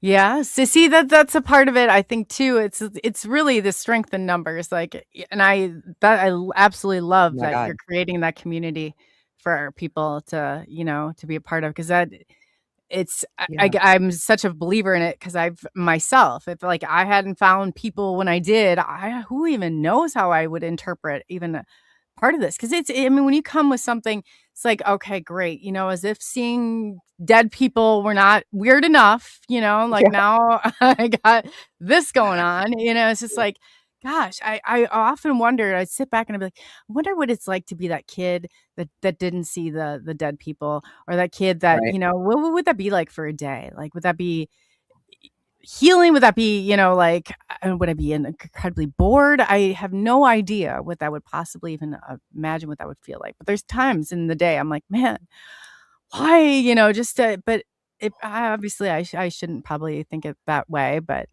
so it does get to be a lot. But I'm glad that people have a place to go, and that you're creating that space and that hope for people, because that's amazing. Thank you. Yeah. Go ahead. Oh, go ahead.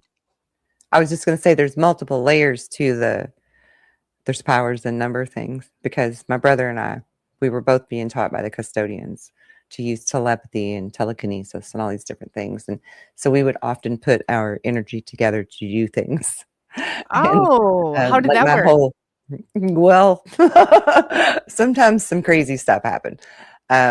Thankfully, nobody was hurt, but we made some pretty crazy stuff happen. And I actually tell several of those stories in my my first book that's called A Star Child Speaks, a story that could only be told in fiction until now. Because we would like put our energy together and focus on the power line in between the pump house and the house, and it would start jump roping. And then all of a sudden, this spark of energy came out of it and created a vortex that was flying across the cornfield. We're just like, what did we do? See, when the first UFO I saw that looked just like that, I remember my neighbor and I got out, and we were watching the power lines, and it was like somebody just took it, and they were like, that sucker was just, so that makes sense. That really does. Energy and two combining like that. That's cool that you guys even thought to do that. Well, we wanted to understand major catastrophes. We wanted to understand how things work, right? We were doing we literally took the notepad and would document it like we were scientists, right? We were doing the scientific method, because we wanted to understand how it worked. But practicing it is really fun. And we, like you were saying earlier on, you affect the lights, you can affect the electronics, things like that. Imagine if we all came together. Like, this is how powerful we are. Let's say we all collectively came together because we knew a tsunami was getting ready to hit Japan. And we focused on that. And we focused on reducing the energy in that tsunami. We could actually collapse the waves of the tsunami. And I've done this before with people like George Noory on Coast to Coast. We had a group that we would collectively work on, like the Texas drought or Australia's drought. One time someone was getting too much rain, and we were calling back the rain and dispersing the energy in the storms to prevent the flooding. Like, we truly are that powerful collectively. And my little boy, 10 years old, parted the thunderstorm that was coming right before the show started, because he didn't want the internet to go out for mommy's interview, right? Oh, that is so cool. Parted the storm on his own. Imagine what we could do together, right? Because we really can affect the electricity. We are energy movers. We can manipulate the energy And I don't mean manipulate it in negative ways. I mean in good, powerful ways that helps other people, that helps humanity, right? Incredible thing. Absolutely. Like we could have a complete blackout, but if we all focused, we could still have the electricity work. And they proved that even with the solar flare that happened, the Carrington effect that happened in 1811 and 1812. All the telegraph machines quit working. Well, this one location didn't realize that they had quit working, and they were sending out telegraph messages still to tell this other location about what had happened at a different location, because they had gotten their telegraph saying, we just got a blackout, right? They received the message. They're passing it on, unbeknownst to them that their telegram machines also had been fried, but they were still working and delivering the messages without delay, because these people were that intent that the other city over here, the other town or community, needed to get this message. And they documented that in the records. It's there for anybody to look at in the public record, that the telegraph machines were still working even though they were fried. Wow. I've done this here at home. I've handed, not even trying. This is how easy it is. You're not even trying. I hand the cord to the vacuum cleaner to my little girl, and I'm unrolling it and asking her, plug it up. Go plug it for me, because the plug's down the hallway. I'm getting ready to sweep. And we're talking, and I'm busy, and I'm not paying attention. I'm not even looking to see if she had it plugged in yet. I just assumed that she did. I turned the thing on and start sweeping. And I'm vacuuming the floor. And she comes around in front of me, and she's like, and I'm like, what's the face? What's going on? And I turn it off, right? Put my foot on the little thing and turn it off.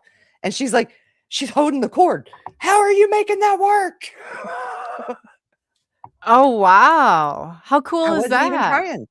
I wasn't even trying. I had no clue. I just assumed it was plugged in and it was good to go. So it was. I mean, we're that powerful. We just don't know how powerful we are. I would agree 1000%. If we only probably knew the energy. I know that.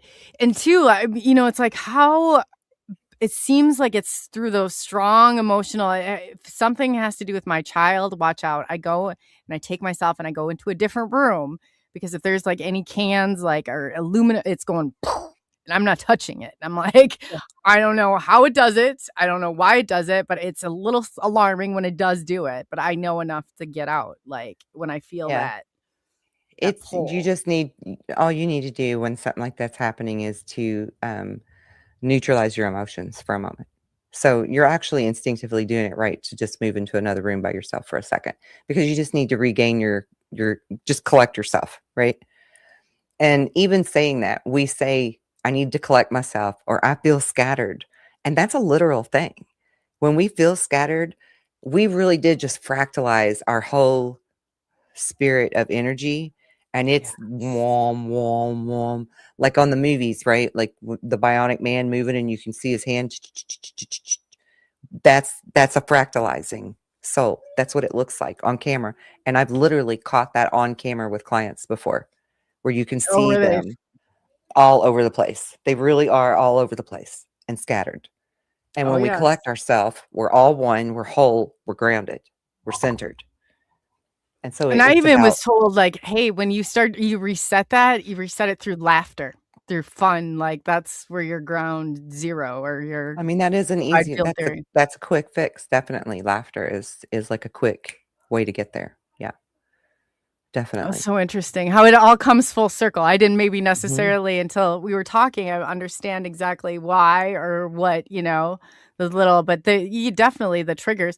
And two, like the energy, like that's where I unite it together and I pull it in. Otherwise I'm like, it's like lightning striking. Yeah. And I mean, I'm even guilty still to this day. I have to like keep my emotions in check to watch a movie, or I'll mess up the DVD player. DVD, it'll mess up the DVD player. If it's on the internet, it'll mess up the internet. If I get too upset or emotionally invested in a movie and I'm like, oh, that shouldn't have happened. So I just don't watch that kind of stuff anymore, because everybody's like, Mom, the internet's not working again. Yeah, she went and took out Netflix again. Yeah. So, Oh, that's so true too. It is like you wrap yourself and that's what I've really been like right there yeah. working on keeping that cool, that calm, that cool. Because as soon as you let those emotions fluctuate, it's like, Yeah. I mean, it's a, yeah. Some stuff can happen. Yeah. Oh, it sure can, and it's not necessarily predictable. And I always thought that was cool too when I learned you talked about it too. Like with the crystal, like I always thought it was, but I didn't realize like that was that I guess the telekinesis. That we were in control of that. Is that kind of your take on it also? With the crystal, what do you mean? Like if you like for telekinesis, like if you know how you have a pendulum like on Mhm, that the person who was actually holding that knew the answers, but we mhm. may not have been aware of it ourselves, that we were in control of that. That was kind of demonstrating the telekinesis, but I wasn't sure. Now everybody kind of sees it a little different. I wasn't sure your take on it. Um, well, I mean, I do feel like it's our higher self that's creating the movement of the pendulum. Yes. Would I call that telekinesis? Not necessarily. I mean, I guess it's one faction of it. Yes, of course. Um, but telekinesis can be a lot of things. It's not just the movement of stuff. It's also, well, I mean, it is a movement. It's just a different form of movement. Because, like in my Star Child book, I tell about driving home in rush hour traffic, and there's a big boulder in the middle of the highway, and I render the molecular structure of the boulder to be more liquefied, if you will, so that I could drive through it without causing a wreck, and other people behind me could also drive through it without creating an accident. So that was a form of what we would call telekinesis as well, because I was changing its structure. It was a movement, just a different type of movement, if you will, Oh, right? okay. Well, that makes sense. And then other times, like the salt shaker can get thrown off of the table, and that's telekinesis too, right? Right. So it kind of helps people wrapping their mind around the full spectrum of, really what is Yeah. possible and what you're able to do. Yeah. I mean, even telepathy, people just think telepathy is just simply speaking to each other in your mind, or somebody, tapping in and reading your thoughts or whatever. But telepathy can come in the form of images, Pictures, yeah. full pictures, like a movie. It Yep. can come in Little words. scenes playing out. Oh, yes. Yeah, it can come in words that you hear, or it can come in words that you see. It can come in the form of colors. But remember, all of that is energy, and energy is vibration. And that's exactly what Tesla meant when he said that once we understand the power of 3, 6, and 9, that we truly understand the universe. Because literally everything in this universe is created through energy. Even in the Bible, they tell us that when God created the heavens and the earth with his word, your word is a vibration, right? When you speak, you spell. That's Yes. where that came from. Like when you're writing it down, you're manifesting it. That's spell work. That's why in the olden days, only the scribes were literate, because it was considered a form of divination to write or to read or to spell or to speak. You create with the vibration, and they understood that. Yeah, wow. See, I didn't even put that far into, but yeah, that's very true. That is very true. Yeah, yeah, it goes a lot deeper than just these I think that's really part of my mission. It's just to make it more understandable. I guess because of my scientific mind, I needed to understand how it works, and that these one words are not just one word, one definition. It's multi-layered, and there's a lot of times that there's different words that are used that all mean the same thing, have the same definition. You know, and I think that's the Yeah. hardest part. Maybe is just understanding the language, right? Because if we can understand the language of spirituality and what that means, then we can truly remove those limits, love ourselves, Mhm. and discover who we truly are. That is so true. Yes, and all of the above. Lori Ladd wanted to know. I'm interested on your take on this. She said, "Please ask remote viewers appear as a bright white orb to the person being viewed." That's exactly how I do it, but I'm not sure. What's your take on that? So do you mean like if I was to remote view something, do I see myself as a white orb? Well, the way I travel, or the way that I travel, is like I remember what somebody looks like and what they sound Mhm. like, and I can Mhm. shift. But when I'm on they see me, it's like as an orb, like Yeah, a definitely. bright white orb. Definitely. Yeah. Yeah. We are, because that's what we are at our core, right? We're energy. We're these balls of light, these balls of energy. When you see the UFOs that people call orbs, like the ones that Chris Bledsoe is calling in, that some people call angels. I mean, essentially that's what they are. The custodians were archangels that taught me. And they would come to me in a ball of light that was just like these orbs, right? Sometimes very large, sometimes small. And when I bilocate or biolocate to do remote viewing, I too am this energy ball. And furthermore, I can take that a little bit farther by saying that the people that have captured on video crop circles being formed by balls of energy sometimes are the ones that us Melchizedeks call grid workers. Oh, that's Because we do interesting. that in our grid work. We create specific patterns of sacred geometry to do certain things, whether it's to teach humanity, help them to wake up and remember, or to heal the area of land that the crop circle's created at. And then other times, it's the other beings that come here and create the crop circles. Oh, so it's interesting. So sometimes when you're in contact, they show up as an orb. Yeah. That's Yeah. see, that is When that it's is so when it's fascinating. the level of what we would call angels, yeah. The custodians are angels. And that's why they wanted to be called the custodians to begin with, because they knew that I had that religious background, and they didn't want me to see them in that scope that we put angels at, right? Because they were literally here to be a messenger and a teacher for the things that I needed to learn to be who I am. And they needed that to be all I was noticing without any kind of definition, right? Because as humans, we're very attached to labels and definitions.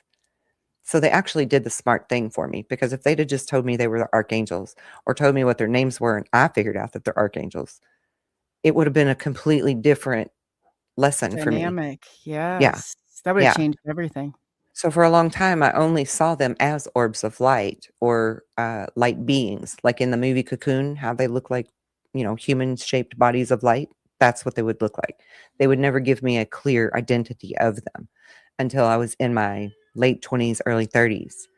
And that's when they came to me and said, okay, we feel like you're ready now to know exactly who we are. So we're going to show you what we look like, and we're going to give you our name that Oh, people wow. call us.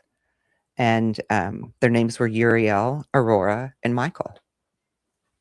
And That's the power of the name too. The power of the right, name. right. Because I mean, you would have known Archangel Michael or Archangel Uriel, maybe not Aurora, because I had to look that stuff up to see if she was even really an archangel. I was I would like, know. I heard you I had say no that, but I clue. didn't know about her. Yeah, right. I Yeah. did not know that. Turns out she's actually the feminine counterpart of Uriel in the teachings. And Archangel Uriel is known as the Keeper of Wisdom, which is the name of my custodian's book, The Custodians, the Keepers of Knowledge, because that's what they were teaching me was the knowledge through the Akashic records and learning, except for Michael. Michael didn't teach me that way.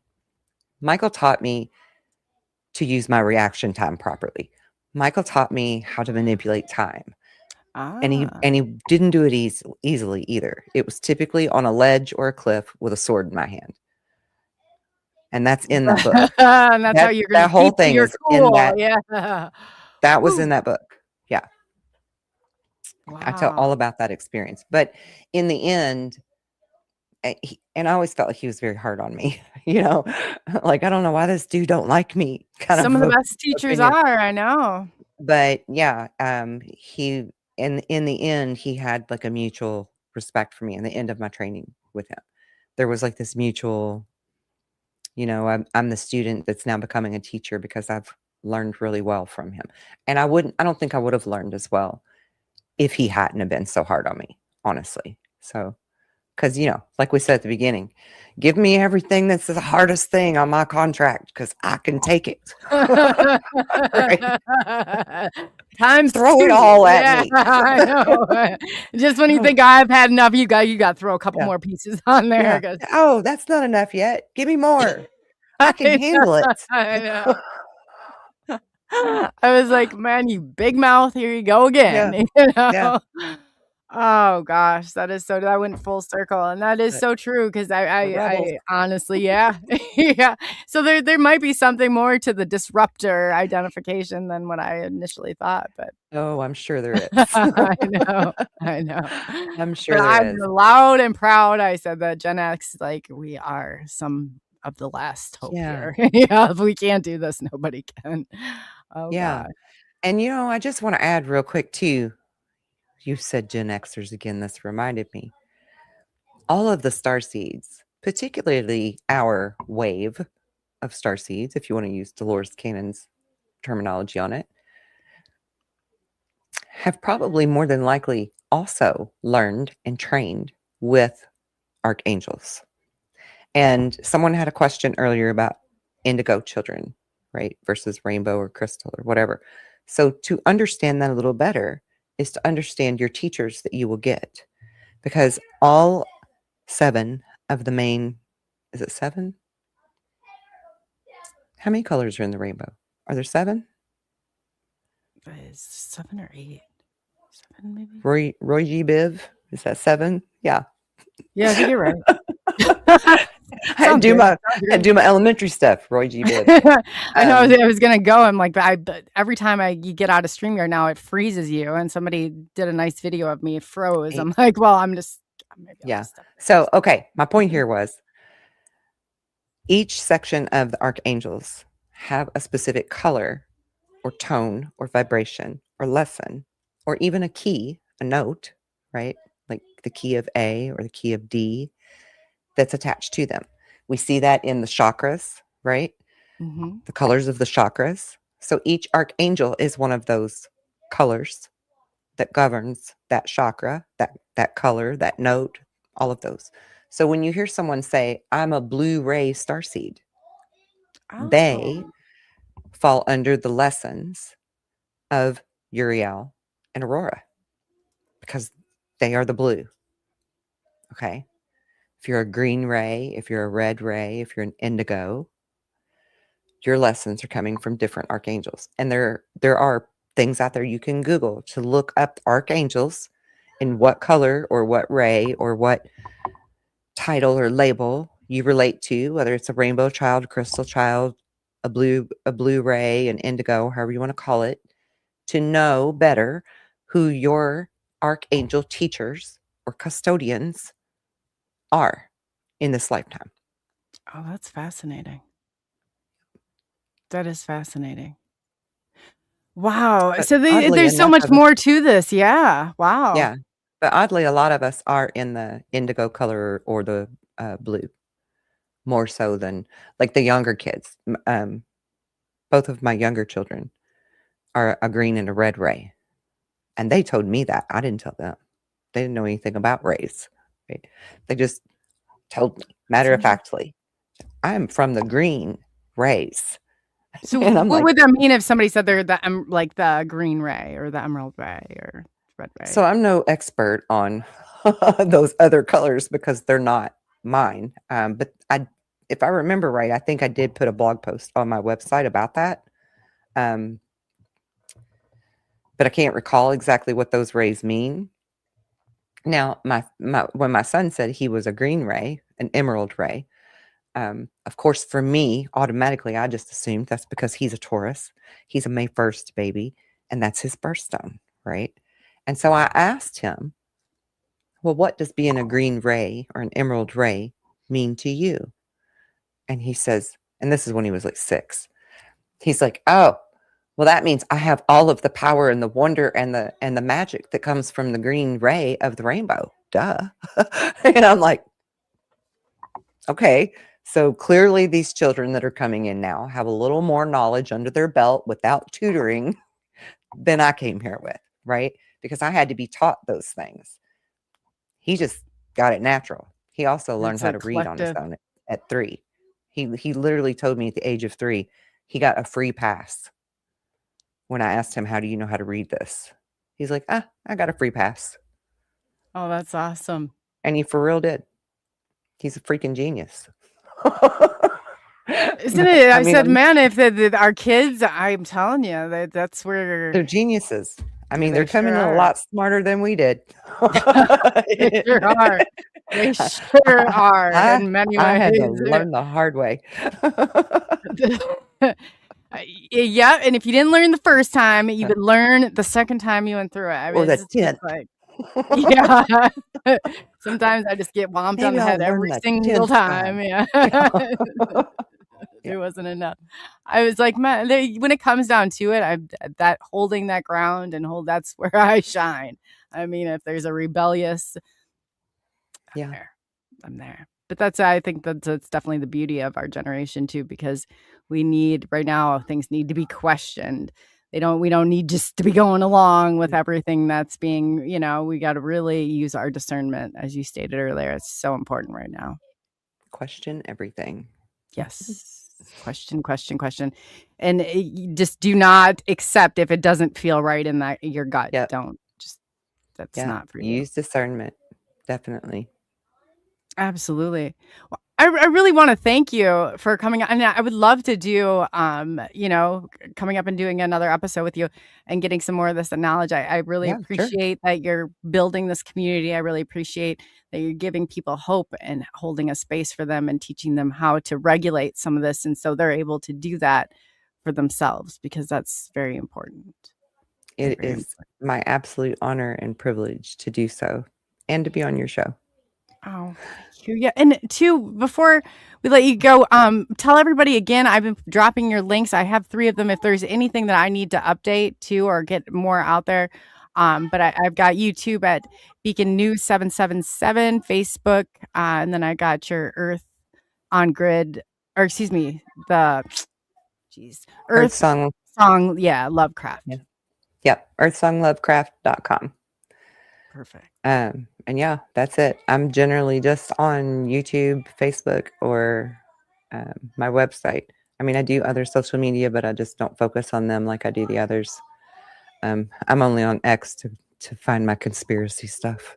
No, that's okay. Over on X. Oh boy, are they on riled up? Yeah. And I'm just not mentally capable of TikTok, so I'll just leave it there. Like, it's too busy for me. Shut it down. I was like, man, this all gets so crazy. Like, just block it out, shut this out, and definitely take care of yourself for the day. Yeah, I like my quieter spaces, so TikTok's just not my thing. I know. So you get going in that TikTok shop. I get lost there. I said, man. Yeah. Oof. But yeah, YouTube or my website or my Facebook groups. Now on Facebook, like, you can follow me on just my name, but it's Kelly Smith on Facebook, not Kelly Robertson. Or you can join the group, which is Earthsong Lovecraft's School of Thought. And I also have a alien abduction support group. Oh, very and cool. It's a really amazing, pretty big group, actually. And it's a complete safe space for everyone who has experienced abduction or contact in any way, shape, or form. It's a great place for people to come and commune together. It's a great place to come to find answers. It's just, it's probably one of my most proud groups that I have. And I also have a Bigfoot research group here in Indiana. Because we have a lot of Bigfoot here, and they too are very spiritual. Oh yes, we got in the crew. We're pretty well. I think. I mean, they're a great group. We have a great cryptids group. They have a every second Monday of the month. Pops, who was behind with you, he has a panel, and there. Yeah, I absolutely love getting into all that stuff too. It's just, me too. I have quite a few Bigfoot interactions. Oh, do you? That I've had through throughout life. Yeah. And I'm like 100% convinced they are some other kind of human. I mean, I've been so up close that I was literally 2 feet away from one time, and his face looked so freaking like Neanderthal kind of human, right? Because they've That's got what a Pop bigger kind of says. Yeah. weird. They've got the kind of weird forehead, but they're so human looking, and his eyes were so human looking.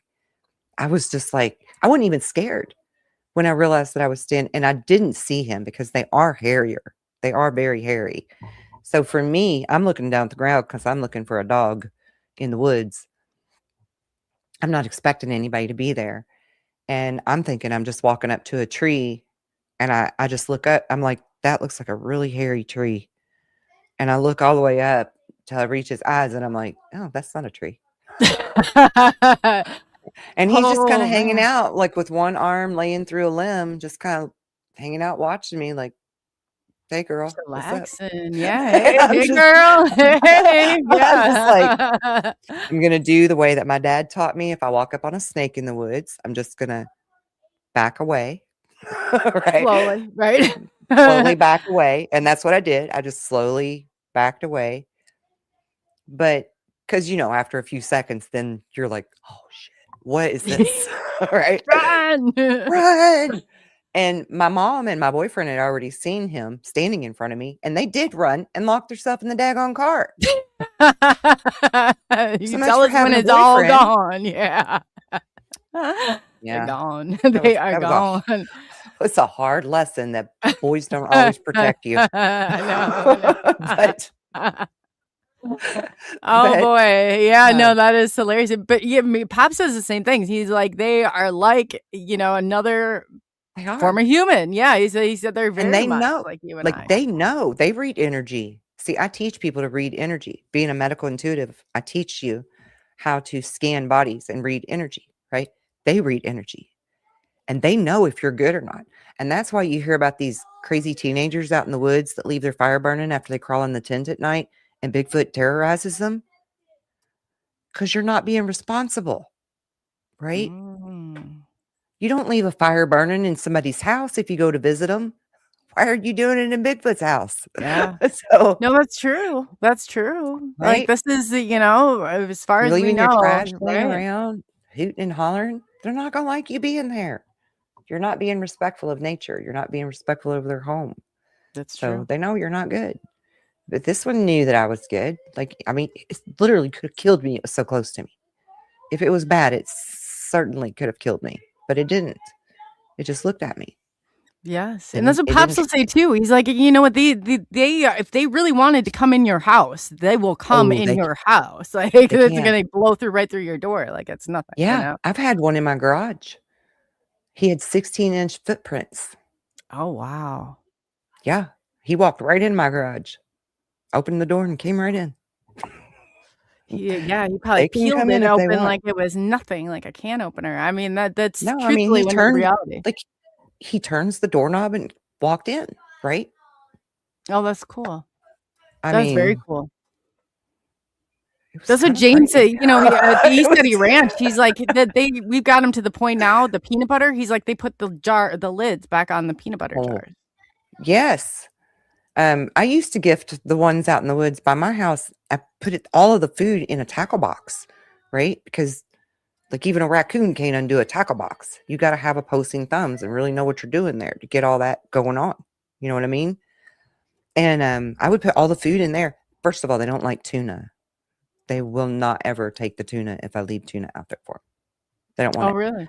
But they love peanut butter. They love candy bars. They love crackers. And they love apples. Like they're freaking I've heard that obsessed about with apples apples. too. Yeah, apples. And they really love it when you draw little pictures on rocks and stuff for them too. That's Because we used to cool. exchange gifts. Me and my little girl used to draw. We would paint rocks, and put pictures on them and leave them out with the food and stuff. And I've even left books for them that they took. They took the books. Wow. Yeah. But they would always bring us things back too. It's like cool pine cones or cool shaped rocks, right? Because I'm a rock collector. Like my house is pretty much decorated in nature. I have rocks and pine cones and things sitting around everywhere. That's And cool. some of those were gifts from the Bigfoot family that we would feed. But yeah, we fed them all the time. And this guy from BFRO, he was like, you don't want to be feeding them because then they're going to get to where they expect it. And if you don't feed them, they're going to get dangerous. I'm like, Well, I guess there's every grocery store here in America that it's, it's like at some point. Oh boy. right? I mean, if that was the case, I think everybody would have gotten attacked for not feeding them once or something. And grocery stores. Like, you think Bigfoot can't walk in the grocery store and get food if he wanted to? I think that could happen. I think it could. They just choose not to because they don't like being around us. I mean, as a rule, humanity. They don't like. I don't blame them. I do not blame them. And you got people out there, it's just like, man, they want a little spark of fear in them. And what are they capable of doing? I can't even imagine what some people have done, out there. We need to do better. We definitely need to do better with that. We really do. And, a lot of those hunters in the woods, they're more of a shoot first, ask question later kind of guy. Mm-hmm. So it's more of a gaming, like, let's hunt for thrill than it is for need or. Right. See, and my grandfather, he was like, you don't waste anything. You don't take more than you need from the land. And we would literally use every single piece of the animal, right down to the sinew being thread. Like, everything was used from head to tail, from head to hoof. Actually, was the way he would put it. Yes, you got the Native American grounding. That's that's so cool. That holds such a huge piece of this. I'm like, man, to have that would be amazing. Yeah, it is. And I just want to say this real quick about food. We talk about how animals are treated poorly, that go to market and stuff, right? Mm-hmm. And lots of people just want to be vegetarians because of this. They think that we should have never ate meat, even in our beginnings. But my grandfather taught me that they had such immense respect for the animal, right? That when they would take its life, first of all, they would not come right out and take it where it felt fear. That was very important, because that's an emotional imprint that goes into the blood and the meat that you eat. Yes. So in that sense, people are right. When they are mass-produced animals, they're being mistreated, and that is an impression that's in the blood and the meat, and then you consume it, and you're consuming that energy. Yep. My Native American ancestors didn't consume that type of energy because they would ambush it from behind, catch it off guard, take it out clean, and then they would pray over it and thank they called it the Great Spirit, right? Instead of God. Same thing. They would thank the Great Spirit for this life. They would respect that life. They would honor that life, and they would understand that it's part of the circle of life. Yeah. And then they would literally use every single thing from head to hoof so that it wasn't wasted. And we need meat. We need that meat for our brain, for our muscles, all kinds of things. So, not that I'm trying to. We don't need that adrenaline. No, you're. I'm not trying to discourage right people about from being this, a vegetarian or a vegan if that's what they want to do. But I'm just saying that it is safe to eat the meat. It is good to eat the meat as long as the meat is good. Okay. Mm-hmm. Now, there's people that can't afford to go buy from a local farmer that still want to eat meat. So how do you solve that? We literally have something called the bovine test that shows an energetic change in the molecular structure of something. The way that I was talking about how we can change the water and make it healthier by meditating on it. This is something my grandfather also taught me. So you can purchase that piece of steak from the grocery store, okay? That was likely created in a mass production kind of thing where he went to a slaughterhouse and he had those emotional impressions put in him. But at the time that you get this meat, if you bless it, if you honor the life it had, you release that energy just like you're sending it to the light, okay? You cleanse that meat. And then when you eat it, you're not consuming negative energy imprints that are in that meat because you released it. So I just want to add that for people. No, to and this, understand yeah, that's energy and food and how important energy really is to everything we do. And to transmute yes. it. We can transmute it, is my point. That's good to know because that really bothered me. And when I started to put the pieces together, like anything, there's a cult that runs in the UFO community. And I was told they were going to the supermarket. And this is from one of the people in the group, and they were buying the animal blood, like you said, the mass production, because it did have that adrenaline that was released in there. And for whatever reason, the negative part feeds on that type of. Loosh. Yep. Yes. It's loosh. It's exactly what it is. And that's exactly what's happening. And people don't, I'm like, man, oof. You know, it really is. Like, you got to be really aware on sometimes. But I did not know that once that process had been done, that you could go in there and can transmute it. Yes, yep. Transmute it. I like that word. I like that. Transmute the energy. Yeah, that's what all of this is about. We're creators, so we can transform it. You know, we can take something bad and turn it into something positive. Even COVID. COVID was a horrible thing. It created so much separation and division and fear in people. But if you'll think about it, they first called it Corona. And Corona means crown. And what happened in that moment when the COVID lockdown happened? The thing that I never understood about this whole plan that I was here for and how it actually gets pulled off. How do you make the world stop? And I don't know how many clients I've had that said their true awakening happened in 2019, 2020, because the world stopped. Everybody had to stop. And that's what made people start thinking again for themselves, start asking questions, start really looking and paying attention. So we actually transmuted the energy of COVID into something really beautiful and powerful that we now call the Great Awakening. And by the way, the COVID lockdown happened in my late 40s, just as I was told that the Great Awakening would fully kick off in my late 40s, which is also in my book. And, you know, there were different waves of awakening for different star seeds. Some happened in 2012. Some happened in 2017. That's very important numbers. Very important numbers. And then the others, 2019, 2020. And hindsight is 2020. So I think it's beautifully poetic, and God had to have had a hand in all of it happening. Yes. The chances in this all happening by accident, I think, are slim to none. I mean, there's no doubt about it. There's no doubt about it. Yeah. I really want to thank you so much for bringing, all of this. Like, it has really, from this point forward, I feel like it's grounded me in a lot of ways, and hearing some of what you had to say really confirmed a lot of what, I've been going towards or feel like, is the right thing. And just to know, and that, in our gut and trusting that discernment. That's very cool. That is very cool. And, it's like, man, you've got somebody that's holding that space, that's willing to go there. And I'm like, I'm all about it.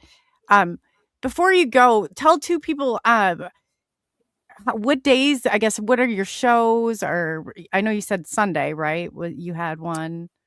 Yeah, Sunday is my regular show. Typically it airs around 3 p.m. And it's called Beyond the Veil. And that's typically in the title of the show. And then the other stuff I do is random, because I just go with what spirit calls me to do in the day. It might be conspiracy. It might be just some truth seeker stuff. It could be spiritual. This past week with the new moon and 7 planets in alignment with us, it's been about the zodiac and psychological profiles, right? Yeah. Empowerment type videos for that. So it's a crapshoot, but it's all good stuff. No, that's, yeah, I know it can get a little murky out there. So this is why we have people, I thank you very much for what you do and being willing to navigate some of this, because it really is needed. I appreciate being here. That's awesome. It was an honor to meet you and your audience. Oh yeah, they absolutely. They've been saying wonderful things about you. They're really relating to a lot of what you say, and that's really important. So, I'm, Great. and two, and I always say until the next time, what would you like to leave the people with? That humanity is far more powerful than we were ever taught. And we truly are who we've been waiting for. That's awesome. I want to thank you so much. And again, I would love to have you back on. I would love to Please be keep me back. updated. Yeah, with your work, and I can get some of that out too for you. So if you guys have not, I'm going to go Absolutely. ahead and drop your links again in chat. Definitely get over YouTube, Facebook, and the earthsonglovecraft.com. Yeah. And if anybody wants to check out those free programs, I have tons of different kinds of free programs. On yoga, meditation, all kinds of basic foundation root work stuff. That 7-day activation guide that literally walks you through every single day and helps you, gives you tools. And then the 21-day activation, which helps you to go deeper and really look at yourself a little more and see where we can improve and know how to really appreciate what we have that we tend to overlook about ourselves, which is also important. So I Oh encourage yeah. everybody to check those out. That's awesome. Yes. And then it says, okay, I just want to make sure. What's that with the astrology and psychological profiles? Somebody wanted to know really quick. So that's one of my books and also a program that you can purchase on the website.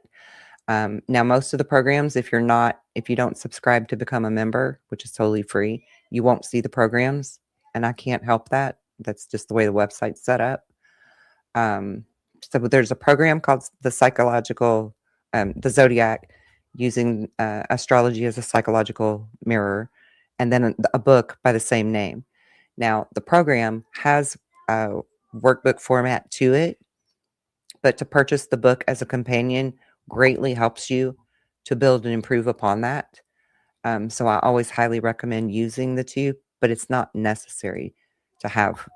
It's not like you can't do one without the other. It just helps to complement the lesson if you really want to truly learn who you are and what makes you tick, and then learn everybody else too. So, but they're both Yeah. the same name. So and then you can find that on your website. Yeah. And too, Cindy said, come on Pop's show. Pops has a cryptid panel that we do every Monday at 8 p.m. or excuse me, second Monday of the month at 8 p.m. Central Standard Time. So yeah, they're trying to recruit you for that. So that's awesome. I would love to be on Pop's show. I had the pleasure of meeting him before we began the Isn't he show. great? Oh He's gosh, awesome. he's great. Yeah, Yeah. Oh, he's awesome. I tell you, this community would not be the same. He's got a heart of gold. He really does. He's an absolutely amazing group. But He doesn't give himself enough credit. I know he's like the most. Oh God, I always He's feel like so beautifully humble. yes. I'm Yeah. like, man, he does not give. He's probably one of the best mods. I mean, to known mankind. I mean, sometimes he's modding up to like 8 chats, and I'm like, oh my gosh, I can Wow. barely keep up with one. He's like a superhero. He is too. I was like, man, That's oh man. incredible. I know. That's why I'm like, this is Wow. like superhuman like abilities here. I can barely Yeah, keep track of that's one. pretty cool. Yes, Yeah, yes. I'd love to be on with him and talk Bigfoot or Wendigos or whatever. That's Werewolves. awesome. Yes. Well, I can go ahead and I'll find out. And yeah, that's amazing. So I really, again, Kelly, I want to thank you so much for your time, your energy. Tell your kiddos that we really appreciate all of that and you coming on here. It's been wonderful. Thank you. I've had a great time talking to you. It's been a real pleasure. Yes, and we'll be talking to you soon. So Okay. that's awesome. Yeah, Kelly's amazing, absolutely amazing. I just amazing. I wish, that area, like with Maya, they speak the language, they walk the talk. I'm not going to even pretend I am a spiritual guru at all. I'm not even going to go there. But it's so important to know these things, and it's so important to navigate through. I want to thank too Moon. I know Moon, you probably are in bed sleeping, but thank you so much for the super sticker. Pops, thank you so much for the 5, and welcome to the new 5 we're Woo Crew. I mean, we are whatever the SNX. I mean, yeah, I guess do we decide on a name yet? We gotta decide, because I posted that and then we had people up in arms about the Woo Crew. I mean, you can be anything you want, but welcome to the family. And then two, I wanted to thank Poncho so much for the super sticker. So Weirdos Unite. Yes, we are too. That's embrace it. Yeah, so it's been an absolutely wonderful evening. I encourage you to definitely go check out Kelly's work. She was just, I mean, it made a whole lot of sense to listen to. And yeah, for those of you that have really stuck in there this past week, I really do appreciate. And you over on X, okay, let's talk about your bad manners over there, trolls. I think that definitely we are going to double down, and we are not backing down. This stuff needs to end. We are not going to go and publicly assassinate people like they do over there. But I'm telling you that we are doubling down. This is absolutely crazy that any of this is going on. I encourage people to report it. If you see something, you say something, you do something.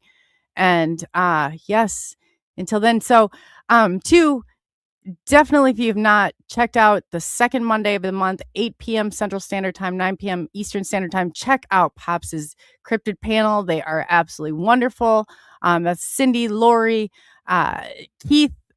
They're all on. I mean, Pop. They've got a great crew. They do, and I look forward to it. It's definitely one of. I appreciate every single one of you. So. On that note, thank you for taking the journey into the unknown. I'm Coley Weber, also known as ColeyUFO. And until next time, be good to one another. And yeah, definitely keep an open heart, an open mind. And yeah, be good to one another. These they ain't lying. UFOs in the night.